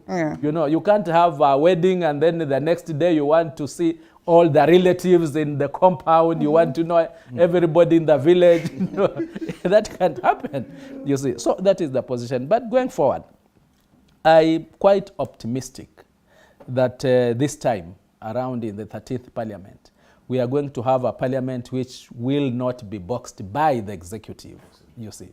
Yeah, that is what I'm saying. And I'm saying this right from the president himself. When we had our retreats in Naivasha, it was very open that, gentlemen, can you use the floor of the House to advance the agendas of the nation? Right. You see, he never told us that I'll be coming. And even when he was giving us names in terms of the leaders of the parliament, we would say, I think this can represent you. Not that you are any lesser, but I think this can represent you. What is your position? Right. Yeah, and you agree. And I'm told previously there are some coalitions where you'll be told it is either this or you are out. Yeah. Yes. No, it's either this or you are out. So I don't see that happening. So far, so good. Okay. The county assemblies are very, very important. Also, our mini governments. And so as we almost come to wind up on this very matter, on what to expect at the National Assembly as well as the county assemblies, like for Nyeri, is there anyone that is a member of the County Assembly of Nyeri that is of a different party? No, we don't have... How much of a danger is that, or how much goodness is that? No, there is no danger because, look, we happen to be like the #1 county during the past 5 years. And, you know, I always say our governor, His Excellency Mutahi Kahiga, is the one who started the bottom-up, you know, model. But I'm always told, oh, this governor must be seeing you behind the scenes. You are always praising. But I'm not praising him. I'm speaking the truth. But the thing is this. With the advent of the new government, and I like the way Mheshimiwa Sawa is mentioning here about coercion. Because what we saw in the last regime was a lot of coercion, both in counties and in the national government. And especially for the governors, if you didn't toe the Jubilee line, you definitely were being taken to court. These members of parliament here, they can tell you, but maybe they may not know because it was mostly happening in the central region. If you went against Jubilee, KRA was on you, other government agencies were on you, all of them. And the good thing now is this. People now have the opportunity to break from this bondage. I'm very proud of having supported the current president and the current government because whatever they were telling people as we campaigned, I can see it being actualized when they are in office. And one of the promises was, you know, cutting off this weaponizing of government agencies against opponents. That was a very bad way of doing things. And because you mentioned here about the Graft cases, you know, we are writing things because even this, when we talk of state capture, it was there. You know, it was only someone who pretends that not to see who can say it was not there. All government agencies had been captured and they were bidding the government of the day's dirty work of victimizing anyone who was seen to support William Ruto and his presidency. So the thing is this, we now have a chance, and this is what the president said during campaigns, this is what he is saying when he has won the seat. It is about serving the common mwananchi. Just how possible is that going to be? And especially when we talk about his county, and not just his county, there are a couple of other counties that you find that you get into the House, there is barely, you know, the subtenants of opposition or a minority, so to speak. I do not know how important it would be to have that dissenting voices, that is a dissenting voice in such a setup, so that some of these matters that really would require attention then are brought to the fore. Because when everyone else is Mr. Yes, sir, you tend to worry whether indeed there's going to be that aspect of prioritizing matters, that really these leaders are going to be genuine enough to address the issues of the people of Nyeri, for instance, in totality, without overlooking some that maybe the common mwananchi would be disgruntled about. For me, I think the secret is just one. And this is why it is important to be in there at times in Parliament to understand how parliaments operate. In a situation where we have minimal state capture, as he's calling it, they can easily do their work well. Because I said earlier that anybody in the assembly, either national or county assembly, is supposed to oversight the government of the day. The reason why Mheshimiwa Thuku has been elected by his people in that particular ward where he comes from is that he can champion their interests. And in a situation where the governor of Nyeri is not working as per the expectations of his people, is supposed to be the voice of the people.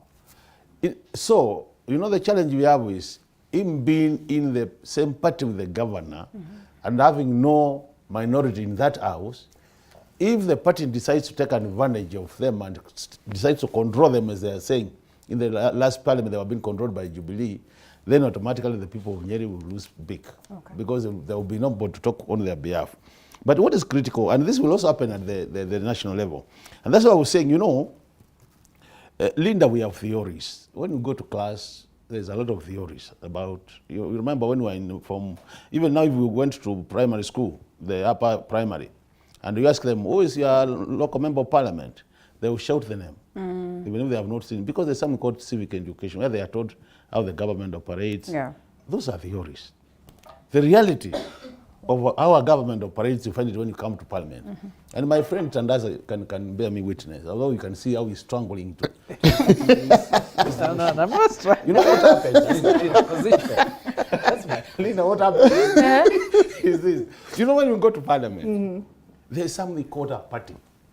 Currently, our political parties act is so strong that actually it's a powerful act in a way that a member of parliament or assembly can actually be harassed by the party leaders to an extent that it's like you are powerless completely. Irrespective of whether you have been there for 10 years, 20 years, whether you have your degrees or not, because the law says that as a member of parliament, if you are elected through a political party, then you must adhere to the party kind of constitution. And what happens is in that party constitution, you find there are things which are stated there that when a party takes a position, you can't run away from that position. And if you run away from that position, you can easily be de-whipped. And you can now see everybody struggling for a committee in parliament to get a committee. Imagine immediately, like now Public Works, where they are saying everybody wants to be there. If you are in that committee, and then your party, because you're not loyal to the party, de-whips you, it means then automatically you are not sitting in that committee. So there are consequences of being disloyal to your party. And I think that's what you see at times, that the party becomes very strong. I'm happy that I listened to the address by the president when he came to parliament. And there are some very important statements he made. A statement like he's going to serve all Kenyans.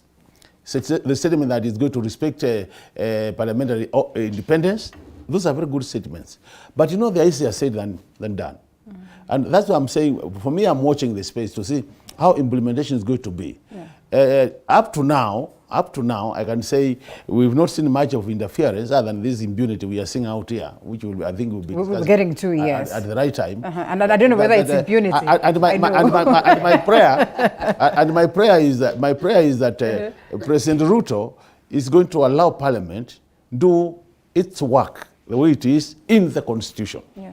You know, the challenge is where you say I will not interfere, but actually it says interference. Deep down. What we call the under the table pulling of strings. You know, you're being told you are free to do what you want, but under the table you are being told attempt. Are you amongst the few who? Are you amongst the few who really were not so comfortable when you saw the president visiting Parliament? So for me, I wasn't uncomfortable. You know, for me, the president has been in Parliament for many years. Yeah. So, and by the way, people might not know, once a member of Parliament, always ever a member of Parliament. Allow us so to you can always walk in and out. Okay. You are allowed. Coming back to you, Mheshimiwa. Let's take a short break and we come back to this matter of corruption. I don't know whether that is what you refer to as impunity. Yeah, we have seen a lot of it. But we get to establish that after this.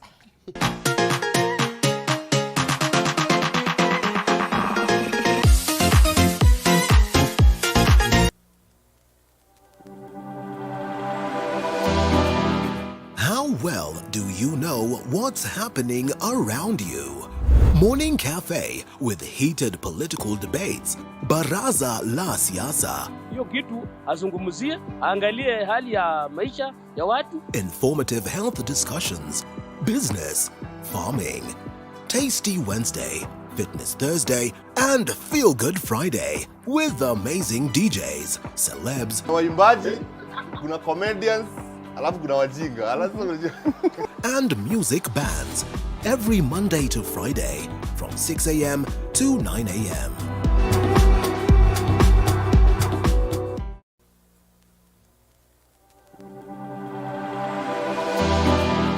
How well do you know what's happening around you? Morning Cafe with heated political debates. Baraza la Siasa. Hiyo kitu azungumzie, angalie hali ya maisha ya watu. Informative health discussions. Business, farming. Tasty Wednesday, Fitness Thursday, and Feel Good Friday with amazing DJs, celebs, waimbaji, kuna comedians, alafu kuna wajinga. and music bands every Monday to Friday from 6 a.m. to 9 a.m. Ili kupambana na maumivu kwa haraka. How well do you know what's happening around you?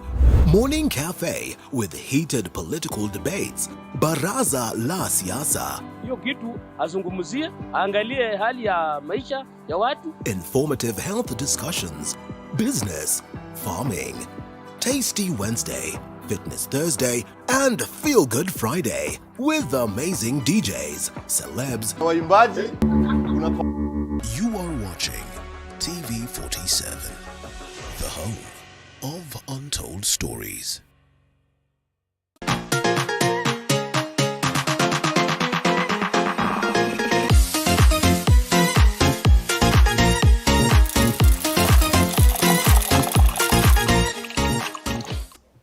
All right, welcome back to the broadcast, and we are discussing what is happening in the country, the Kenya Kwanza government, the 13th parliament, the question on how we're dealing with graft, the coming in of the opposition. I don't know whether we should say coming in when the Right Honorable Raila Odinga finally speaks, as well as Honorable Kalonzo Musyoka, who's your party leader, speaks as pertaining to how the government has performed so far, and that will come to. But let's talk this conversation of dealing with graft, and it goes beyond graft. I think it's a question of, you know, the question of the rule of law, and technically some of the cases that have been there, active cases, and this, you know, sudden move by the DPP to have some cases withdrawn, and many look at this as though these are cases for those ones that are staunch supporters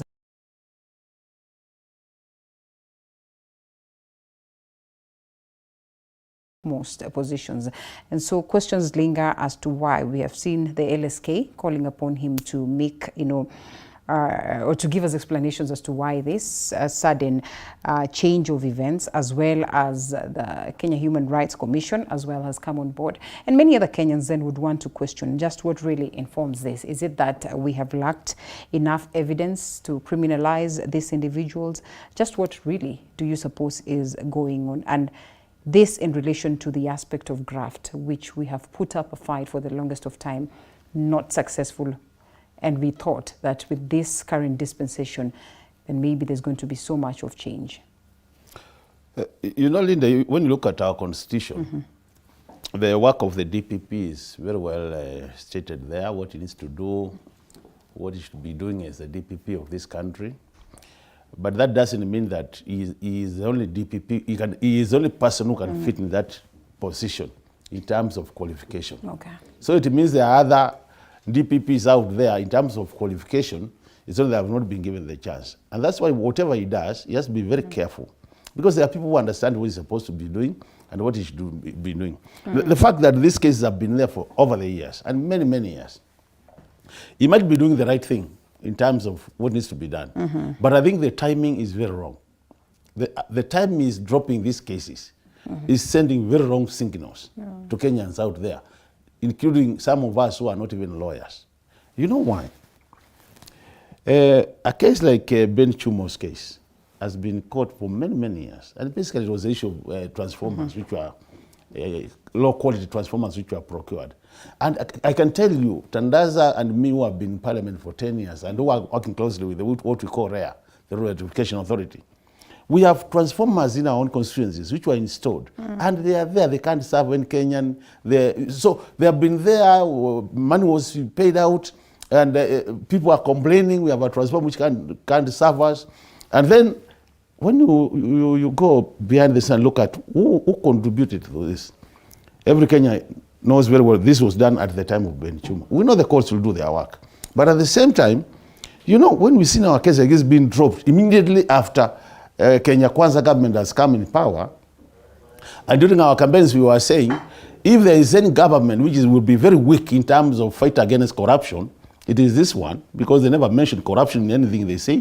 They use very many words to describe corruption. Are you sure they didn't? Oh, okay, well, they use very many. Okay. Yeah, very many. They don't call it corruption the way I'm calling it. They go around circles to call it something. You see?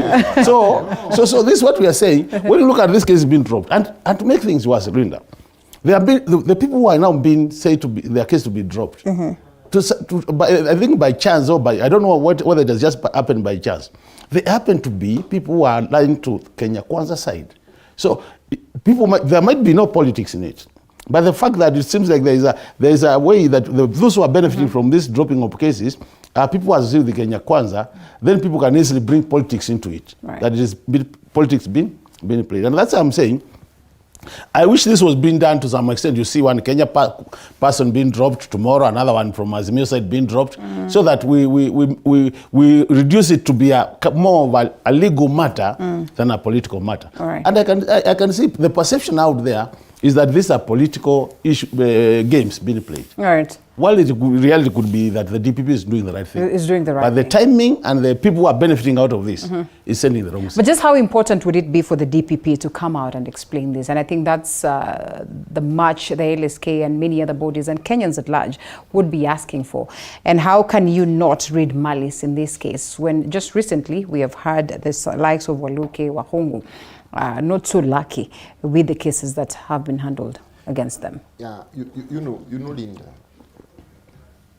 Of course, this government have declared it will not be interfering with the constitutional mandate of the government organs like judiciary. The court has pronounced itself on the case of Hungu and Mheshimiwa Waluke, so we didn't all go there. But the truth of the matter is, and the Waheshimiwa here can attest to this, supporting His Excellency William Ruto was a direct ticket of earning a corruption case, or, in quotes, or any other kind of a case. They know, they can tell you, especially those... Even when it was so outright, and I mean... Even when it was so outright. That these people had really... they had no cases. Look, let me give you a very good example. Let me give you a very good example. When Jubilee was undergoing the campaigns for the election, His Excellency, the current Deputy President, was the one who was leading the campaigns in our area. for President Uhuru's re-election. And he did a lot of work. At that time, he was good and all, what have you. Later on, when it became very clear that after all the intimidations, he was now leading us to support His Excellency William Ruto for presidency, there came out this narrative that back, I don't know, in 2013, I don't know, you had done this, which was all wish hunt. So, when the DPP, in fact, the office of the DPP, the DCI, all these organs were under the capture of the former government to do its dirty bidding. So, what we are seeing now is something very healthy, because we need all these political cases to be done away with so that we can start on a clean slate. If someone is corrupt, fine, let them go ahead. If they find this, it was political wish hunt, all those cases need to be thrown to the dustbin. And I want to say this, I want to remind Mheshimiwa here. The president himself has pronounced himself that graft will not be tolerated in the Kenya Kwanza government. So Mheshimiwa, don't go saying, oh, these people are not talking about graft. No, we are. But you see then again, Linda, you don't go, in fact, from where I come from, you know, there are these tales the children used to say, they are seeing, you know, fairly, you know, things at night. And you see, if you believed in that, you could actually, you definitely see. Yeah, you could definitely see it. So we don't have to go glorifying corruption in every time of the way. The president told us way long before he was elected, way long before this government came into place, tuko na mpango, na mpango wetu ni kusaidia wa Kenya. How happy I am today that we are following in that line. Political cases, one would want to call them, but do you agree to it? Before we come to you, Mheshimiwa Dennis, you see, then one would want to ask, just who has a case if everybody else says that they do not have a case? That Waluke only and Wahungu only are the people that have a case?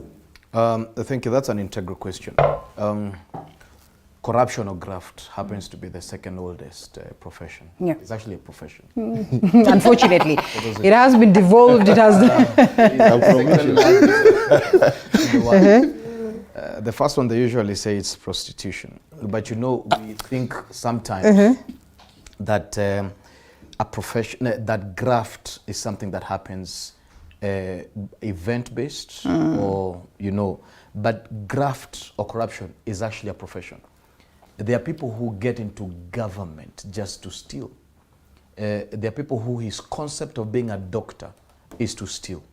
There's a professor who the reason why he wants professorship is to administrate graft. There are people who, when you employ them into your organization, the organization will bleed because he's not a doctor, he's a thief. So it is true that we have many professionals who are, you know, who basically exercise graft as a profession. That said, I think it's important for us to appreciate one thing, that the most corrupt regime that we have ever seen in this country is that one of Azimio, and they have gone home. The regime and the space that sought to sink Kenya, graft-wise and corrupt-wise, is gone. That season that anybody could steal and get political immunity is over. Okay. And why am I saying that? Because it's not that we don't have strong institution. It's something called political immunity, especially from the presidency. And this is what I said. When you look at what it is that we call state capture, when you look at all mega corruption cases, they have always emanated from the presidency. Name it. From Moi days, when you look at the Golden Bag scandals, coming all the way from Kibaki, Golden Bag followed Kibaki. When you look at the aspect of Kenyatta 1 and Kenyatta 2, dense corruption scandals that we have been unable to prosecute because of the aspect of political immunity or presidential immunity. Now, His Excellency has pronounced himself. I was in a meeting yesterday when he said, and those were insiders, he was not telling anybody. The event was not even covered by media. He said, I have pronounced myself.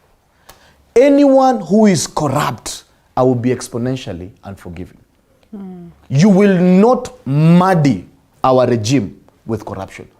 And he said, and I have sent the strongest signal possible that anyone who will be corrupt, myself, I'll be unforgiving.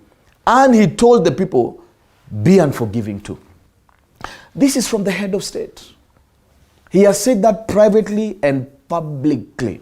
You know, at the end of the day, this is a head of state who is not saying, woye munataka nifanye nini. You understand? He is the commander-in-chief of the armed forces. Before you take us even further, Reverend, perhaps just to ask this, because you see, when we say that is gone with that regime, just what do we mean? Because Kenyans are looking at how do we get to recover assets that were lost then? I mean that any person who is charged with graft, today, they will not receive presidential immunity. That has been the issue with this country. What happens to the cases that were there prior? The cases that were there. So what happens is that we have to appreciate that DPP does not work in the office of the president. They are independent commissions and institutions. And this has been done independently by law. You understand? Yes. The criminal justice system today is independent. How is it independent? That before, from the office of the president, there were financial manipulations. If you touch my politicians, we withdraw your funds and all that. The president has now made the office of the Inspector General absolutely independent. Absolutely independent. You understand? The judiciary itself is now absolutely independent. The judiciary fund makes them completely independent. It means that the interface between the various arms of government and constitutional office, by the way, you know the Inspector General's office is a constitutional office. If the president tells him something he doesn't like, there's nothing the president can do about it. You know, at the end of the day. So, the reign and the regime of William Ruto is a regime that will respect the independence of constitution. And that's the reason why I'm saying graft was one of the arms that Uhuru did as government policy to go against his detractors and anybody who had a dissenting voice. They had cases and cases and cases, embarrassments and all. And this is the reason why they picked Kinoti. I am from that part of sector. You know, security. I mean security. Yeah. Previously, Kinoti was working in the Inspector General's office as a publicist. His work was that of a publicist.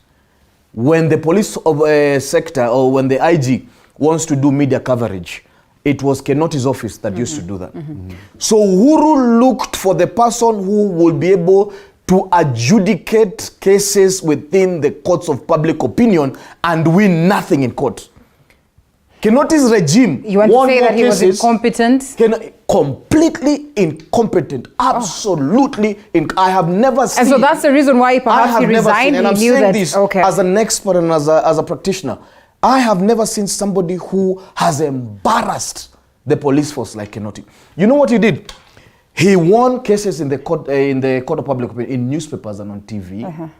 But in court, there was only an administration of about 2% that had proper jurisdiction, that were properly investigated. But that's the measure of success. Of success in this That is the measure of success. And remember, 3 names have already been presented to the president. Do you suppose we're going to get a better deal? And I can tell you, majority of those guys who have been represented, yes, you know, they have gone through such a laborious process, because what His Excellency seeks to do, and we are desperate about this, is reinstill professionalism back to the police force. Because if we don't have a police force that is professional, then we will sink low. Because the police force is the purveyor of democracy. Those are the guys who protect our freedoms. You understand? Even if you have a strong presidency and you have a weak police force, we are done.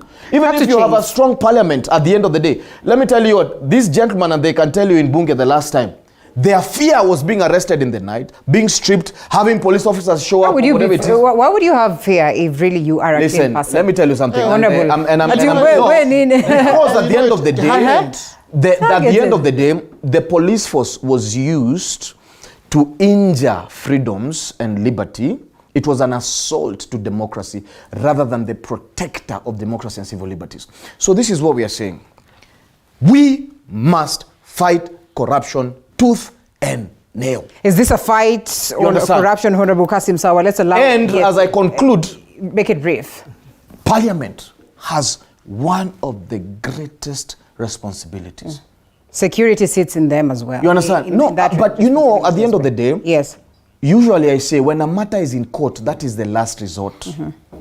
Before it gets to court, Parliament must expedite and know that funds are not being lost. Funds are not bleeding. That's the reason why we have committees. So I am praying that my brothers here will be unforgiving. It doesn't matter whether you're from Kenya Kwanza or you're from Azimio. Okay, there's no Azimio in Parliament anyway. Or you're from ODM or anything of the sort. But at the end of the day, we as Kenyans must be unforgiving to any thief. Anyone who steals our public funds. This one must not just go home. We must make sure that we give them the worst beds in committee. So it sets the precedence in terms of us getting to see that a Kenya Kwanza government will address these matters that the Reverend speaks of passionately. Let me start by where my colleague, Mheshimiwa Makali, left. That the dropping of the cases somehow point into some direction politically. There are only those who are aligned to Kenya Kwanza that seems to be benefiting, according to his assertion. and let me also remind him why it can only appear to be so. Because it is only those who were against the Jubilee government that they were taken to court at that time. You know, you cannot release somebody, you cannot terminate somebody's case who was not in court. You know, in the first instance, you see. And I think Reverend has articulated that so well, that in the previous regime, you see, it would be like an order from above that can you pick so and so, and can you see whether he has any mistake, whether they can be taken to court. And that is why these cases have taken so long to determine. We don't have to go very far. Look at our colleagues here in Tanzania. If you are taken to court, if you spend 1 week before it's determined, you are very unlucky for that matter. But here, Kinoti or the DCI, the EACC and whatever, will take somebody to court without any credible charges. And that is why those cases will not be determined. And of course, since they were dancing to a particular tune, then they had to keep those cases pending, you know. It was very surprising that you would find a particular case where the DCI himself, the prosecutor, is asking for adjournment, that I'm not ready to proceed with this case. You know, they are looking for evidence. How can you take somebody to court? It's like the baker looking for wheat. Yeah, you know. So that's the problem, and that's the indication of the Kenya Kwanza government, how it's transparent. You see, that laughter tells us that all of you are guilty. Oh, everyone knows. I'm quite sure. Everyone knows. Nonsense. Okay. I'm quite sure. Now, the DPP, now the prosecutors are saving some relief that, at least I can now act independently. There was no case, let this one go. Previously, he knew that there was no case, but if we was to withdraw it, then it would have been him probably to be taken to court. You see. But now, because why should it have taken so long? You see. For how long are we going to have in this one? The Waluke case, which you had previously alluded. Yeah. This is a case which was determined in the previous government. And something funny happened towards the election with Mheshimiwa Waluke, that he was in Kenya Kwanza, but because of that case, he had to go to Jubilee because that's where he knew. Once he goes there, then he'll not be taken to court. But you see, the court had already pronounced himself. With the fall of that government, I wouldn't want to imagine that he could have been jailed, having been jumped to Azimio correctly, politically, if Azimio had won. But you see now, Azimio having lost, this was a total miscalculation again on his side. He found himself, oh my God. And so are you people punishing him at this point? Okay, it was pronounced. It's about the Graft cases. That's what I was saying. I'm trying to give you how the courts used to operate. Okay. You see, how courts used to operate previously. And people were trying to read the times. Where do I move if I have this case so that I can have some, you know. But lastly, the best thing that has happened with the Kenya Kwanza government is just not talking about corruption. If it's talking about graft and corruption, Even Moi used to talk about graft and corruption, Yeah. and all the other presidents. It is But taking it here, beyond. but here comes in His Excellency William Samoei Ruto, and he says it's not about talking, it's about action. And how do I actualize this one? Give independency to the police, have your money, do your thorough investigation, make sure by the time you take somebody to court, you are prepared. I'm empowering the judiciary, also have your budget, act independently, and that is the way it should be. And I'm quite sure within, as we progress in this government, we are going to actualize even timelines when it comes to graft cases, so that if you are found guilty, then you are guilty. If you are not, would it be go home and necessary? Would relax it be with your necessary kids. for the Not to be DPP kept then in suspense to give for us an 6 years, explanation? 7 years? You see, well, I think now Tandasa summary so that we also get a chance to speak. Okay. Otherwise, we'll be here forever. My summary, this government is actualizing. This government is not talking about graft. But It's actualizing how to end graft. Would it be necessary for the DPP to give us explanations as to why it takes this? There's no evidence. But he has said there's no evidence. That's what that should be it. Yeah. For all the cases that have been Linda, there's no evidence. You want to tell me the LSK has not seen that? The Kenya Human Rights Commission has not seen that? Maybe now it's my turn. No, the prosecutors. The thing is this. Let me support Mheshimiwa. Briefly, so that Mheshimiwa we are coming to his time. PowerPoint. So the thing is this. What you can see, everyone knows, even Mheshimiwa Makalu. You know, everyone can tell you we are coming from a very, very, very bad governance, whereby government institutions could not work independently due to coercion by the government of the day, to coerce people and rally people to under certain cause. In our area, we had an MP, whenever His Excellency William Ruto was coming there, he would organize gangs to go and disrupt the meeting. He was never taken to court. He's no longer an MP. You know, yes. And there is even an MP who called me one day from our region and told me, you are very lucky. We have tried to look for something even minor to link you to any wrongdoing. You would have gone to court with Honorable Gachagua. You know, Linda. Let's allow Honorable Bakali. You're asking a very pertinent question. My friends are running away from this important. No, we have answered. I think the truth of the matter is, DPP's office is a constitutional office. And I think he owes it to Kenyans to explain to Kenyans why is it that he has dropped these cases. Because the thing is, for example, while we can appreciate Aisha Juma's case, Medhiga Riduri case, and the Samburu governor case as political, the Chumo's case, really, this has been the courts for long, and this was not even at all tied to politics. But I think, Linda, what is happening, and this is what they are not telling Kenyans. Where I come from, we say, before you cut the big tree, you clear the small trees around. So that by the time you cut this big tree, all the small ones are gone. Right. What is happening? Some small trees are now being cut, so that the big cases. So very soon, you will hear another big tree falling, that somebody's case will be withdrawn by the DPP, and he says, since I withdrew for the small cases, I have ground to withdraw for the big guys. Which one? No. But Linda. What we are saying. Linda. Let's allow him. No. Linda, allow us. It's a debate. It's a debate. Allow for an interjection. Allow for an interjection. Linda. Very soon. Point of order. What we are saying is, whether a case is small or big, if it has no merit, if it was being done to politically punish a person, let it. And that was the norm in the Jubilee government, it must be withdrawn. Linda, I did not know. Linda, just a minute. The criminal system, look at in this country. Before you take anybody to court, the investigators will have gone out there, done a lot of work, will have submitted that file to the DPP. And the DPP will have reviewed that case together with these lawyers, and he has a big team of lawyers.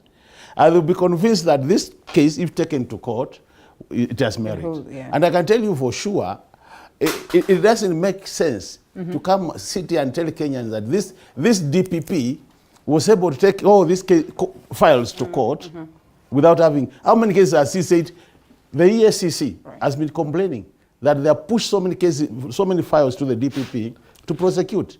But he has said that the evidence is not good enough to be taken to court. How many, so many cases. And I think how come these ones cross the line of being taken to court and now they are being withdrawn? Let's talk about prosecution. He's also been coerced to drop this one. No, he is not. Yes, we are not working like that. Let's have some decorum, gentlemen. No, he is now free to act. All right, now, you speak of prosecution. And, you know, again, there's someone who's watching, actually, and they were asking, let's talk about the DPP in terms of competence, you know, now in relation and drawing parallels to what you had mentioned earlier on about the DCI. Do you suppose that he has prosecuted cases enough to, you know, consider him competent enough? Would you look at him with the current situation and say that now this was the best DPP the country would ever have gotten? Absolutely. When you look at, first of all, Honorable Makali was out of contesting for time to speak. Okay. Only for me to realize that he wanted to rationalize gossip. And, it's unfortunate, you know. I'm telling you, Honorable Makali must can also be Linda, and you have to act as our speaker. And you have to moderate. There has to be evidence that he has been that's what they are saying. That's what they are saying. I mean, you have to act as our speaker. Proceed. You have to act as our speaker because Honorable Makali is acting as a stranger in Jerusalem. Yet he sits in parliament. He can write to the DPP and get the requisite explanations that he wants. Honorable Makali sits here pretending that he's helpless, but he's a parliamentarian. No, I'm not helpless. No, but you know, you cannot be. No, but you cannot be. If it was somebody from the streets, I'd understand. But you're a member of parliament, therefore, you are the process. You are the government. Indeed, actually, even in terms of pecking order, you're more senior than that office because you oversight that office. So I'm encouraging that, my brother, all information that you need to know, it takes only a letter for you to query. And because certainly the powers of parliament are almost judicial on some matters. That said, the record of Hajj as a DPP, when you look at his CV, it's impeccable. But one of the things, as my brother Honorable Keroga said here, and I'm glad that he has said they looked for something and they never found it. I know that he has never even, been guilty of a traffic offense. This is a man who is as straight as a pole that hosts a flag. Why would you? You know, I want to advance an analogy based on that.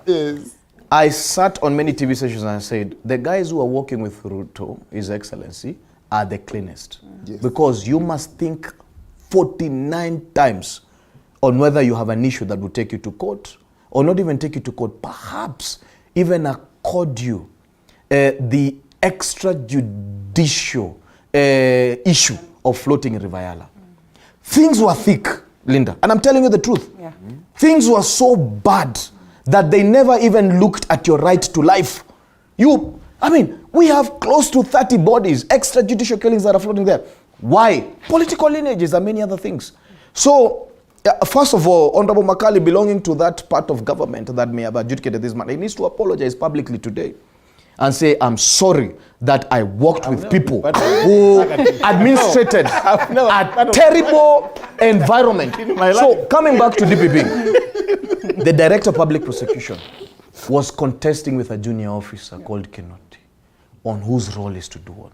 The environment was so bad because Haji does not drink, but Kenoti drinks. So when they meet with the president, they are those joints. At the end of the day, he will come and say, the president said, look, if I am the president's drinking buddy, well, His Excellency drinks milk and I also love milk.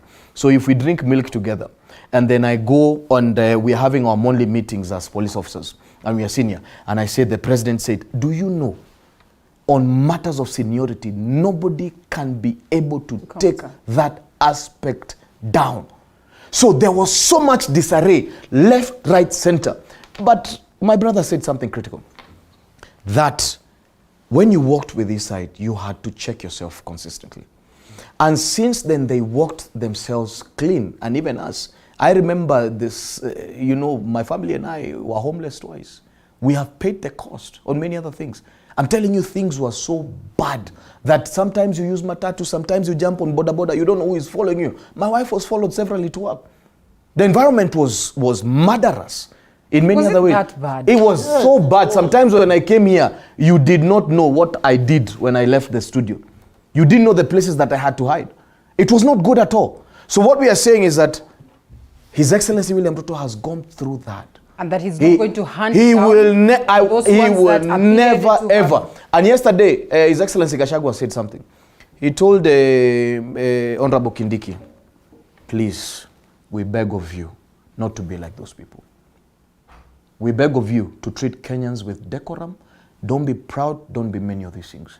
They are careful that they must never repeat the atrocities that Kenyans went through. You appear very bitter. I mean, getting across, and not just you. No, we suffered. Because every other person. Linda, let me tell you something. We suffered. I lost close friends.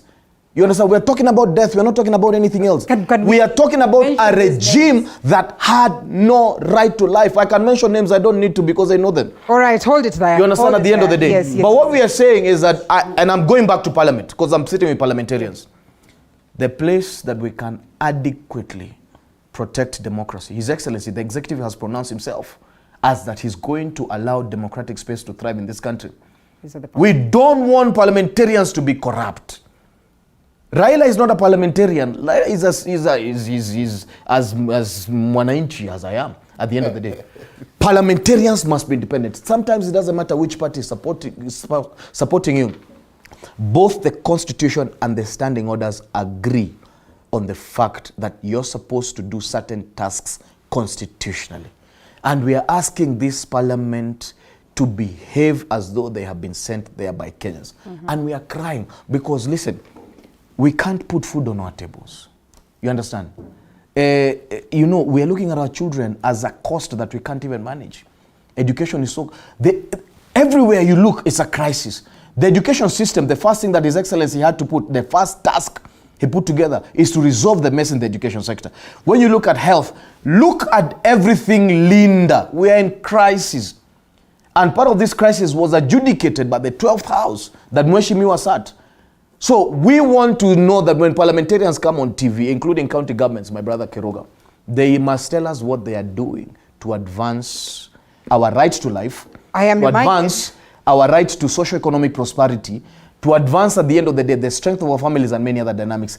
This country has the potential to thrive better than the United States of America. Because we had an election that again today is a global study of excellence. And these people wasted our time taking us to court. Well, interesting. And I am reminded that the current president, who was the deputy president then, who did not resign, should take blame for all the atrocities that played out. Resign from? Allah. Resign from? You're reminded by who? He was Is it Honorable Makani texting you?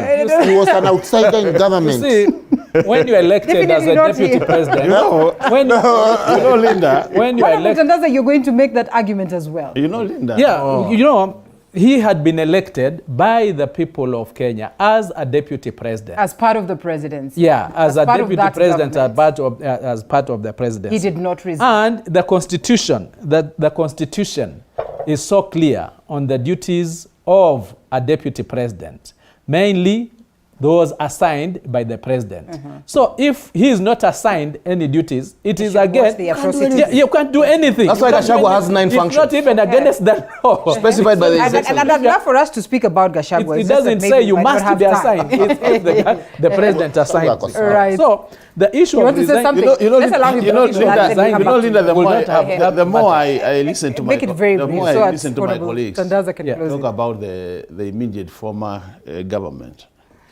it reminds me of a spouse who is divorced and he wants to talk so bad of the other spouse that as if they never lived together. You know, so if you have the evidence of an arm that the other spouse yanked off, you will say that I don't have the arm because of my former spouse. But the thing is, Linda, the immediate former government, there are things they got right, there are things they got wrong. Let's just not make it look like everything they did was wrong. And I want to remind my colleagues, even as they talk about the immediate former government, they must also realize that the current president of the Republic of Kenya was part and parcel of that government. So when they are pointing a finger to President Uhuru for appointing as the deputy president, who is the current president, that's why they need to be balanced as they make some of the statements. Right. Because I've said many times, anytime they talk about President Ruto, they talk about President Ruto as if it's somebody who has come from the moon to land to Kenya. This guy has been in politics since 1992 in this country. He has been in Moi regime, he has been Kibaki regime, he has been Uhuru regime, now he has his own regime. But never been president. So you can imagine to undo all what has gone to him through from Moi, Kibaki, Uhuru. Some of the things they're telling us will be done, they're easier said than done. Linda, yes. Linda, when it comes to the issue of the president and the deputy president, we also have a history in this country. And I think every Kenyan, every politician would allude to the first 5 years of the Kibaki government in terms of progress and economic prosperity of this country. And yet, he had been a vice president of Moi, who actually, by the time he left, this country was on its knees. So there is a total different, it's a total different scenario when one is a deputy and when one is a president. You can see he had been a deputy for all that time. And the 6 judges had never been appointed, but as a deputy, what could they have, what could they have done? Nothing. But on the first day, the time of when he was sworn in, that was the first action he took. Because, well, if there were any integrity issues about those judges, then it should have come out for 2-3 years, not coming out and saying and letting them occupy their previous offices. Certainly doesn't make sense. But as a deputy, he couldn't do anything, but now he took action. The issue of the autonomy of the police as a deputy, this is something definitely would have wanted to do because he knew that was the first impediment when it comes to the fight against corruption.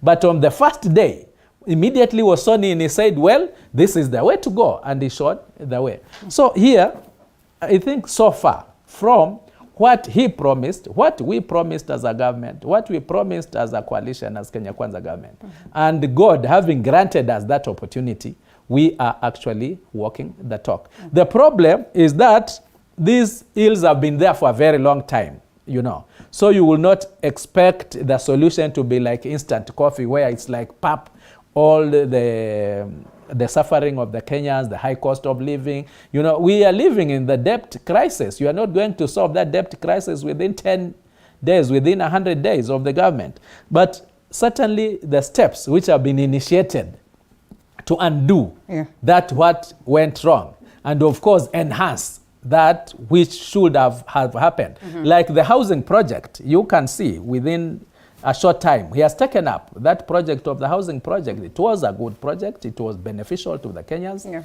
and it had stalled. But now, having come in, he has taken it ahead and pushing it forward. So that is the way this government is working.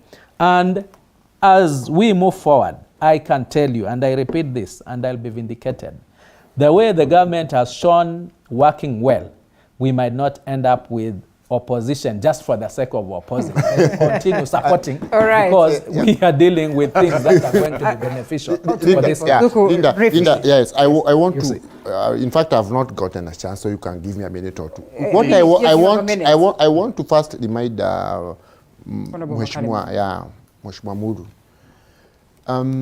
He says His Excellency William Ruto was part of President Uhuru Kenyatta's government. Fine. In words, but I want us to remind ourselves of the scenario that faced President Kibaki just before, when he was the vice president to President Moi. Things had gotten very bad in this country, yet President Kibaki was part of that government of President Moi. Then, when Mzee Kibaki now took over as the president of Kenya, things changed. That shows you the power rests with the president. That's where the buck rests. We are not here to vindicate former President Uhuru, but what we are saying, and we are pointing out this early enough, because we wouldn't want a repeat of the mistakes that were done during President Uhuru's regime. You see, for those of us even from the mountain region, we tried all we could to have a word reach the president. The crowd had shifted. The crowd was not happy with the mistreatment the then deputy president. Was it the ground or it was the intense campaign? No, look. The crowd was very unhappy with the manner of things the President Ruto was being done, yet he was a key factor in President Uhuru winning the presidency. So, but we would talk, for example, they would say, that's just a Kajora speaking. Just leave it. Kajoras have no say in this country. That is what they would tell us. But look, yes, but all the things we used to tell them came to pass. So what we are saying is that arrogance, and I'm very happy the deputy president, the Honorable Rigathi Gachagua, keeps talking about this. That arrogance of people misadvising President Uhuru, telling him he didn't even need William Ruto anywhere, that is what costed him the goodwill of the mountain, the goodwill of Kenyans. So we are saying this government will not allow such arrogance. And I'm very happy my colleagues here are pointing out. Yes. Yeah, so calling us Kajoras didn't diminish our facts, didn't diminish the truth we were speaking. And you have been justified. We have been justified. We are waiting. They will now know we are people's representatives in the counties. Okay. That's why you wear nice suits. All right, gentlemen, we're almost coming to a close. We have about 10 minutes or they're about to go. Honorable Raila Odinga, Kalonzo Musyoka, just what are they doing? They're just playing their role as they are providing checks and balances what they say to the government. That Right Honorable Raila Odinga is a good citizen as we all are. You know what has happened, Linda? I think, and that's why I want to remind my colleagues. I have told them, please accept that we have said you have won. Let's move on. But you're throwing jabs. What we are doing now is we are playing our role as opposition, as I call it. Because what Raila was reminding Kenyans yesterday, you are promised that within the first 30 days, prices of basic commodities will go low. They have not gone. Kalonzo was reminding them that GMO 10 years ago was bad in this country. It is coming back. We don't know whether deals have been cut or it's just for the sake of Kenyans to be put secure. We are reminding them that you saw the Bunga la Mwananchi the other day. So I think what our leaders are doing is, since they can't come to parliament like us who are in parliament, they are now playing their role out there.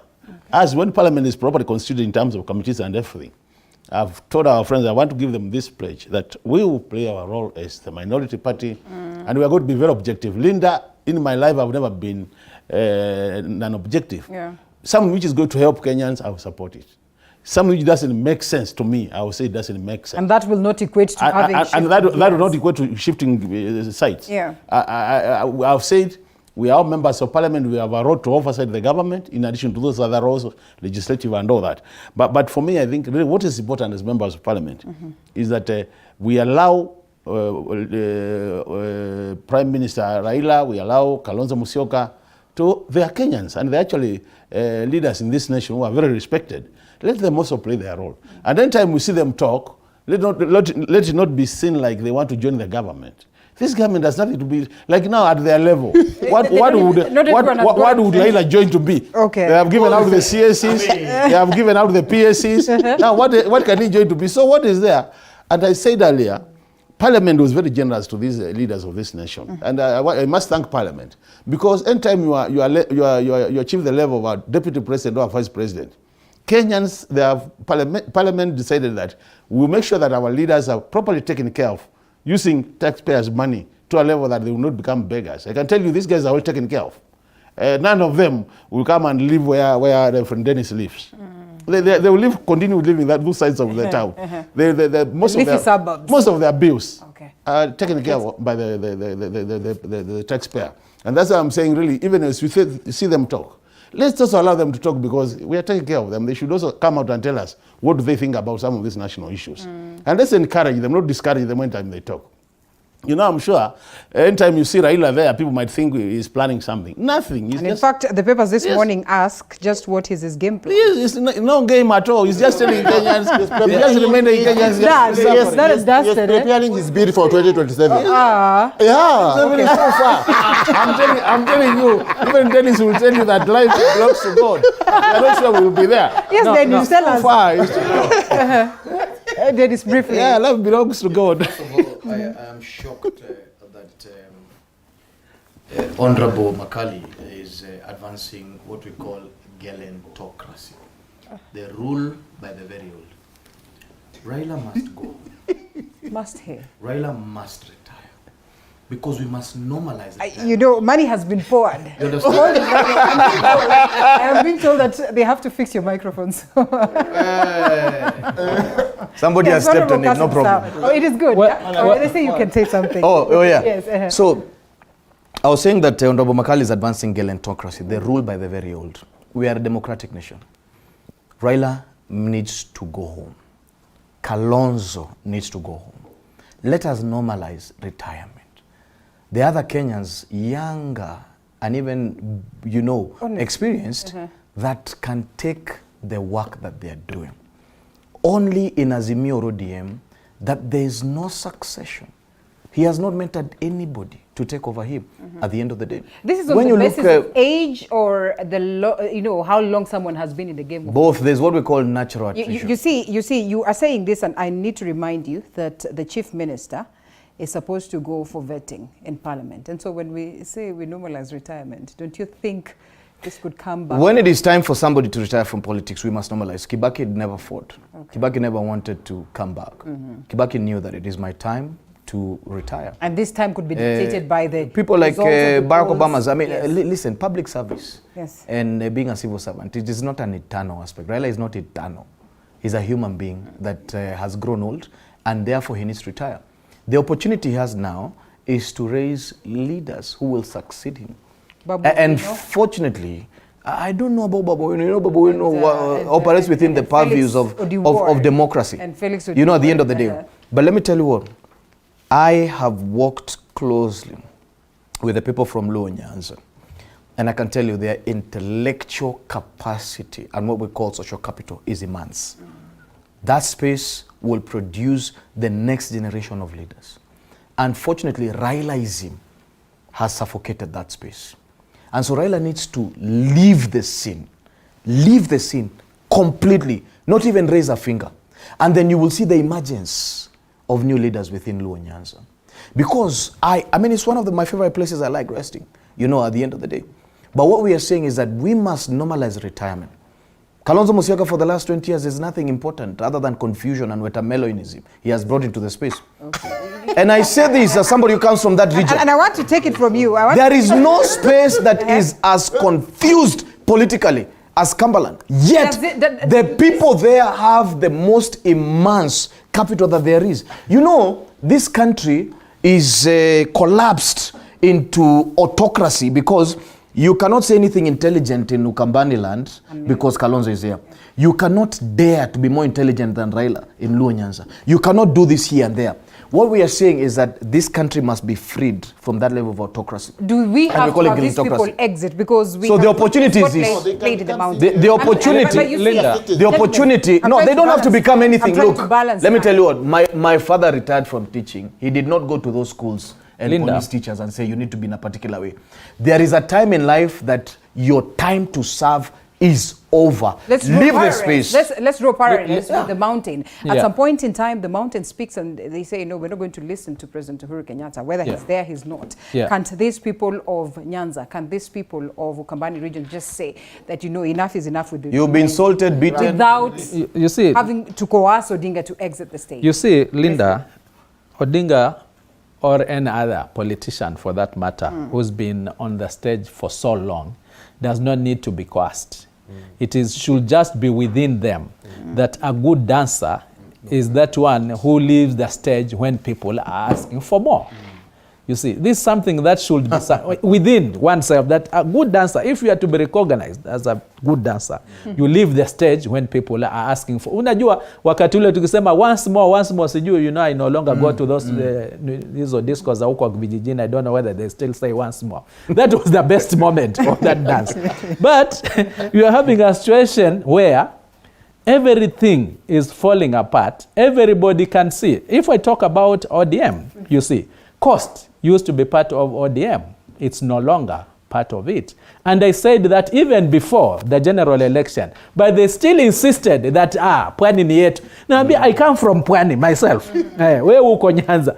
I come from Pwani. I'm telling you, haipo. Anasema ngoje tuone tarehe 9.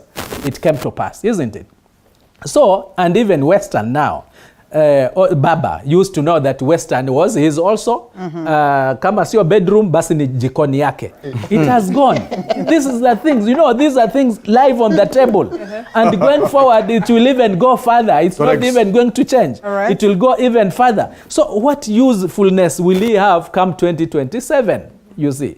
It will be an embarrassment if he keeps on sticking there. And we have to close. Kalonzo, who has been at one time, I ran on ODM Kenya. So Kalonzo has been my party leader also.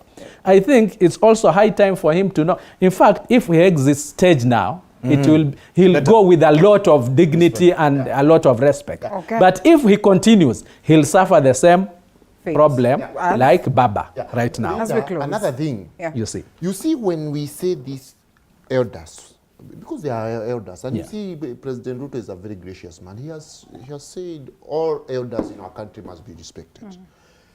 By saying they retire, you see now the president, just like the way you see on assuming office, he immediately gives some work to the immediate former president.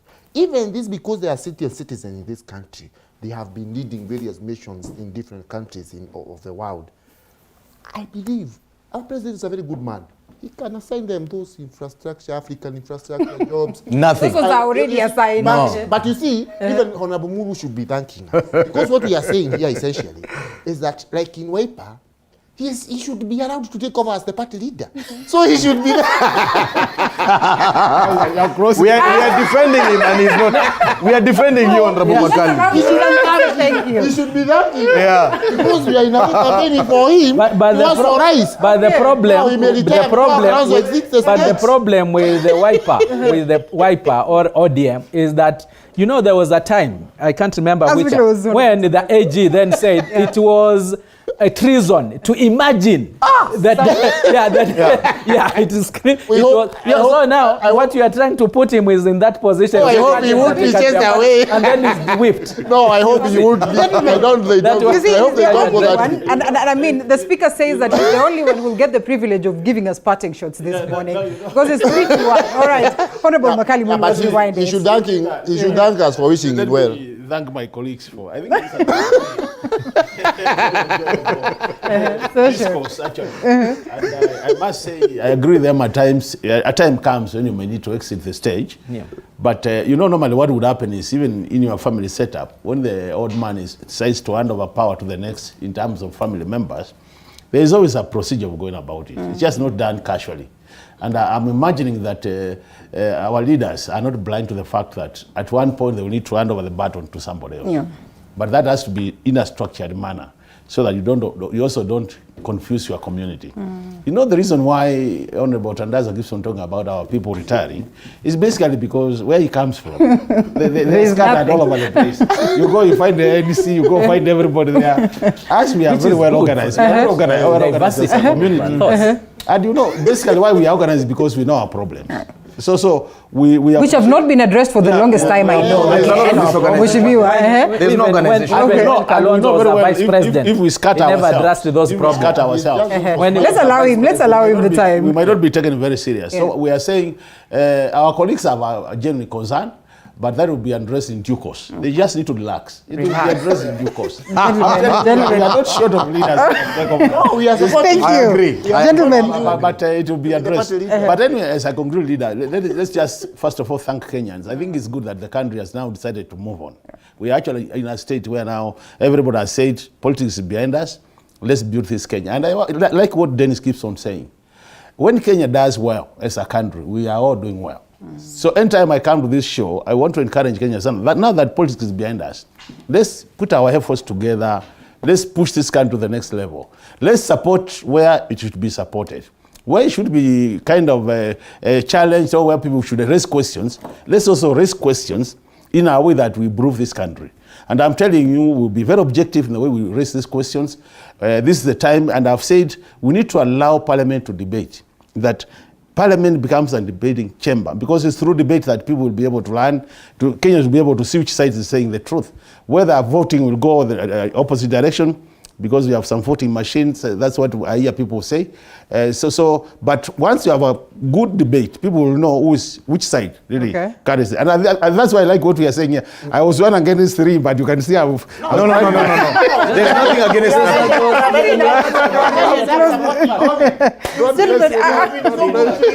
have to close. Linda, Unfortunately, we have to close. Linda, allow me 30 seconds. Allow me 30 seconds max to exercise my priestly instrument. Okay. We now unanimously vouch for Honorable Makali as the new Honorable Makali Mulu as the new Wiper party leader. That is misplaced. And we announce on TV. I do not want. Oh, somebody else then is asking us.